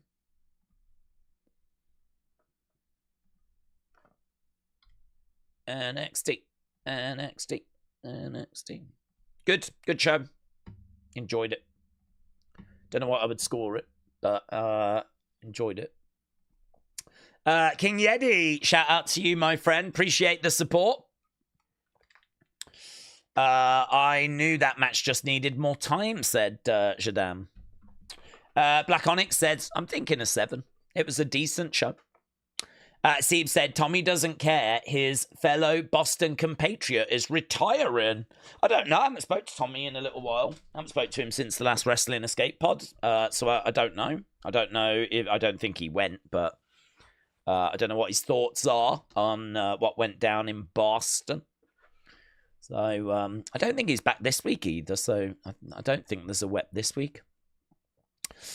People getting their thoughts in. I think Cena is going to face a new guy and put them over, says Mia and Grayson and Connor. Shout out to you. Shadam said, stay safe out there. Good night. Good night, my friend. Mayor Pete said, decent show. Really fun main event. Giving it a 7. Carmen said, I'm giving NXT an 8. Calvin gives it an 8. Robbie gives it an 8. Chris gives it an 8. And Wrestle with Andy said, Daze, I like Ricky, but I feel like he needs a better finisher to be a world champion.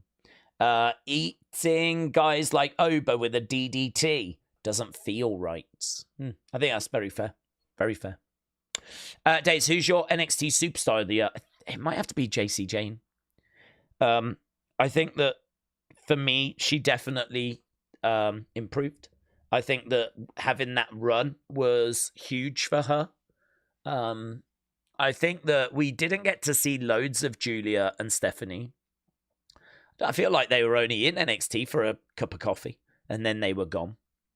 I think that Trick had largely achieved everything he had already achieved before this year. I think Ricky should be in the conversation. Oba just continued the work from last year, but I don't mind him being in the conversation. But I think the biggest improvement was probably with JC. And I think that title run kind of really solidified her as being like someone that you should pay attention to. I do still have some question marks around her. I think her match quality is not bad. I don't mind watching JC matches. I think she's a good promo. I think she works really well with Fatal Influence. But if she was on her own, if she got called up on her own, I don't know how that would look. And I don't know if she would get lost in the shuffle. Is she a girl that works well as the leader of a group? Don't know. Got some questions around that. So it'll be interesting to see where we go. But I think this was a big year for her development. So I would put her up there. But there's a few other names up there as well. It's just some of them I think had good 2024s. Like Oba, like Trick. I think they had good 2024s. So I think 2025 was a bit more of the same. But definitely Ricky could be in with a shout. Ethan, I think, had a really good year this year. Javon just kept doing Javon things as well. I mean, when did I go to America? I went to America in 2024.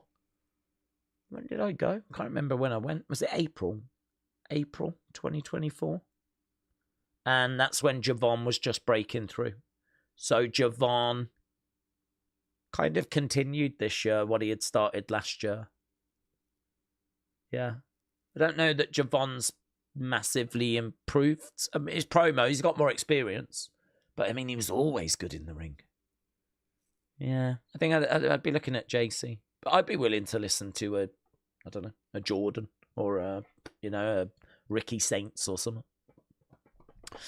Would we be down for Evolution in NXT group? Would we be down for Evolution in NXT group? I don't know what you mean by that. Do you mean a group like Evolution in NXT? Hard to do though, isn't it? Because Evolution is like the old vet, the current big star, and the future.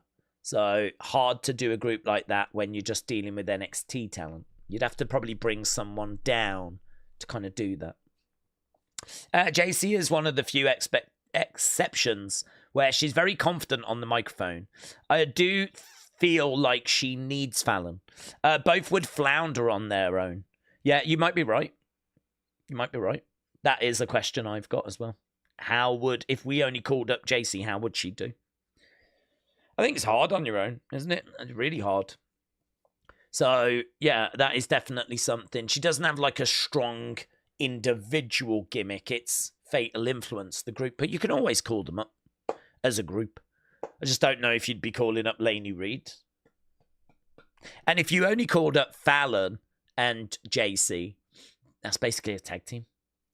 I don't know. Oh, you could call them two up and then put someone in from the main roster. Imagine like a Kiana in there. JC, Fallon, Kiana. Don't hate it. Got a bit of everything then. Businesswoman, cowgirl, JC as the leader. Don't hate that. It was a great match, and the blood from Ricky and Trick just added to a great visual, said WrestleRants. Love it. Would we be down for an Evolution, but with females like Raw, SmackDown, and a group? Oh, an Evolution female group. Oh, yeah. Definitely. Be good. That'd be fun. Don't know who would be in it. You'd need like a bit of a veteran. A Ric Flair type would be hard. Trish. Then you'd need someone from like the kind of current era. I don't know if you'd go a Charlotte. Trish. Charlotte. Tiffany. Trying to think if there's someone that fits that dynamic that's in NXT. Blake Monroe. Yes. Trish, Charlotte, Tiffany, Blake Monroe. Oof. Oof. The Blonde Squad. Yeah. Wrestler Andy said, imagine Logan leading a male fatal with influencers, him, Speed. I'm all right. I'm already out. I couldn't even finish the sentence. I was out. Big Time said, the Kiana-Julia pairing is a weird one. So far apart as far as personalities, they are better off being paired with others. It is a weird one. I'm not sure that that's a pairing that, unless they bring more people into that group, that's going to really have legs. It felt weird from the start, and it's not really progressed. Perhaps we just cut our losses with that as well. But honestly, if you did do that, you'd have Julia fans crying again, like really pulling their hair out, like, oh my God, now they've took Kiana away. And it's like, yeah, but if it's not working, that's not a bad thing, is it? You know, we've tried some, it ain't worked. So if we don't see a way forward, let's just end it. Let's just end it. I think Julia on her own is, I think, what people would be looking for anyway. You know, make her, unleash her, let her be the beautiful madness and, you know, kind of come out and express herself. I don't feel like she's massively expressive when she comes out. Like, let her do that. And I do agree the partnership with Kiana is very weird.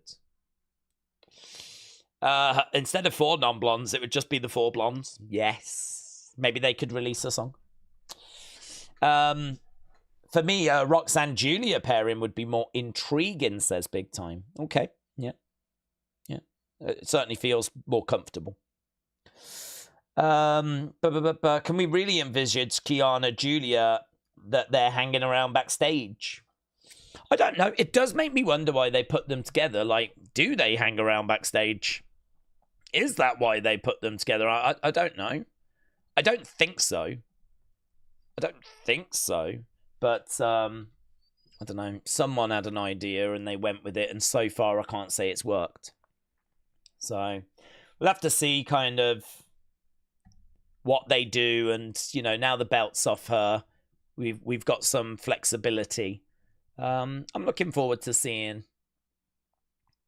what is next, honestly. I just hope it's good.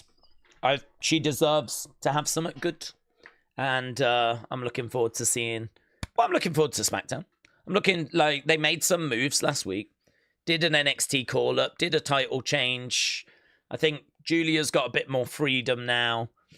So now it's like, let's capitalize on it. So I'm looking forward to seeing how they do that on Friday. Okay, final comment, and then I've got to run away because normally I would be doing the post-show, which I have not set up. So I'm not going to do it, but I'm going to... there will be one. It'll just be a video. But normally I would run away so that I can do the post-show. And we will do a post-show stream for SmackDown. And a big thank you to everyone that jumped in and watched the Raw one. I really appreciate it. I don't want to make them too long, though, which is why I didn't go to the chat. Because I just want them to be like 20 minutes, just like the videos. The reason why I'm doing it is so it just gets out quicker. Which is why I didn't sit and like have big conversations with the chat whilst I was doing it live. So I'm not looking to do that with those streams. It's just how do I get this content out as quick as possible. So if you did swing by, appreciate it genuinely. I will try and do the same for NXT, but it's just not set up for this week. I'll have it set up for Friday. So, Taker 1990 said, Daze, wouldn't it have been better if Nia and Lash dethroned Charlotte and Alexa? WWE did make it seem that way on SmackDown last week. I don't know. I think it's a bit new for them to just go from 0 to titles. I don't know if it would make sense to have them, you know, do War Games and then coming out of War Games, have some matches where they get some wins, build some momentum. I don't think there's a rush. I think it's okay that it's the Kabuki Warriors that get the win. I mean, they've long been a team. They've been tag champs before. Whereas Nia and Lash to just go, you know, bang straight to the tag titles. It's okay. I mean, you could do it. Tag titles don't mean that much. I mean, technically, they can be defended against NXT tag teams as well. And, you know, one of them could win them. So it's not impossible to do that. But I'm not sure I could say that that was necessarily a better option than Kabuki Warriors.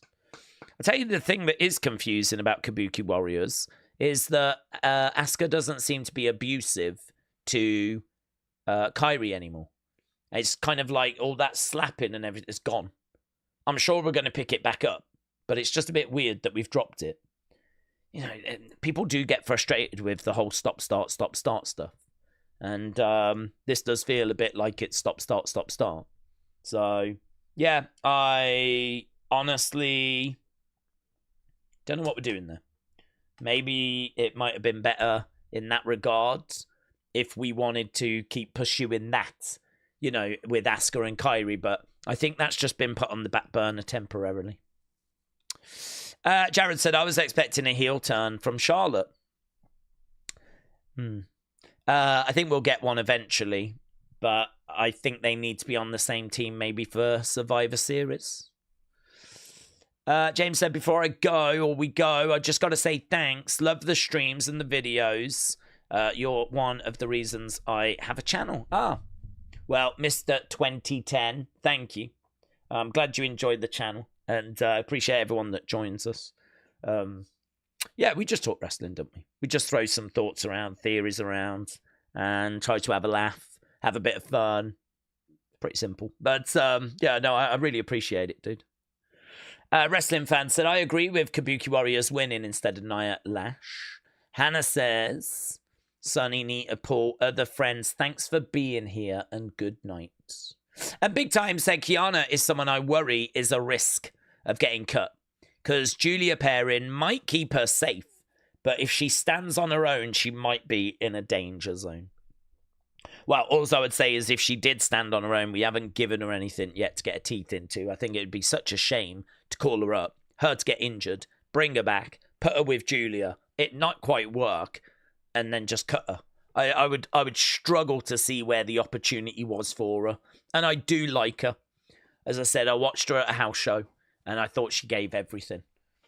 I honestly, you can watch them and they're just like waving to the crowd, going in, doing a bit of work, having a bit of fun with the crowd, whatever. But when you see someone that's like stomping on the edge of the ring, really reaching out for the tag being made, they explode in the ring, like that was Kiana. And it's hard, isn't it? Because sometimes the sort of things that WWE see are the things we don't see. You know, who gives their all on house shows? Who turns up early? Who sticks around late? Who puts in that extra work? I can only imagine this is why Maxine is given the opportunity she's been given right now, because she's doing everything she can. And I don't know that Kiana's like that, but when I went to that house show, she certainly stood out as someone that gave everything. And not long after that, she got called up and then, of course, picked up an injury which kept her out for a long time. And then they've put her with Julia, and you do kind of go, that's strange. So, you know, if they end that and then Kiana gets cut, it will be really disappointing, because I think there is a talent there, but you just don't get much opportunity, do you? They spend I feel like if you're in NXT and you work hard, you can get to a level quite comfortably, right? I think you've really got to not get it to get cut at the NXT level. I think if you're in NXT and you really put the work in, you turn up every day and you're asking for advice and you're making progress, I think you're fine. I don't think you're going to get cut. But it does feel like you get to a certain level where you get called up. And yeah, if the chips don't fall in your favor, I mean, you're right. Kiana is perfectly safe in NXT. But she gets called up and all of a sudden it's like sink or swim, innit? Sink or swim. They don't give you like endless opportunities. Unless you're Apollo Crews, which is really weird, isn't it? Apollo Crews is still with WWE and he has never clicked. He's never been that guy. They've tried so many different things with him. Probably the most successful is when he had the fake accent and he had Commander Aziz. But I mean, we were laughing at the accent. And like he ends up not long after that slipping down to like NXT. I don't even know where he is now. Is he all right? Do you reckon he's all right? Is he safe? I don't know if he's injured. All I know is he's still with WWE. I mean, I don't understand. Has he got, like, naked pictures of flipping Triple H or something that he's threatening to release? He never gets you. Maybe he's injured, but he's been injured for 5 years. I don't know. But most other people are, you've just got to, you've got to get it, ain't you, when you get to the main roster. I do think there is a period, though, of settling in. I have no issues with Julia or anything. But, like, Kiana going to the main roster, getting an injury, then being put with Julia and it not quite working. All of that is not great. They'll give you another chance maybe, but I mean, at this point, you've got to make that work. So, yeah. I would love to know how some people survive cuts.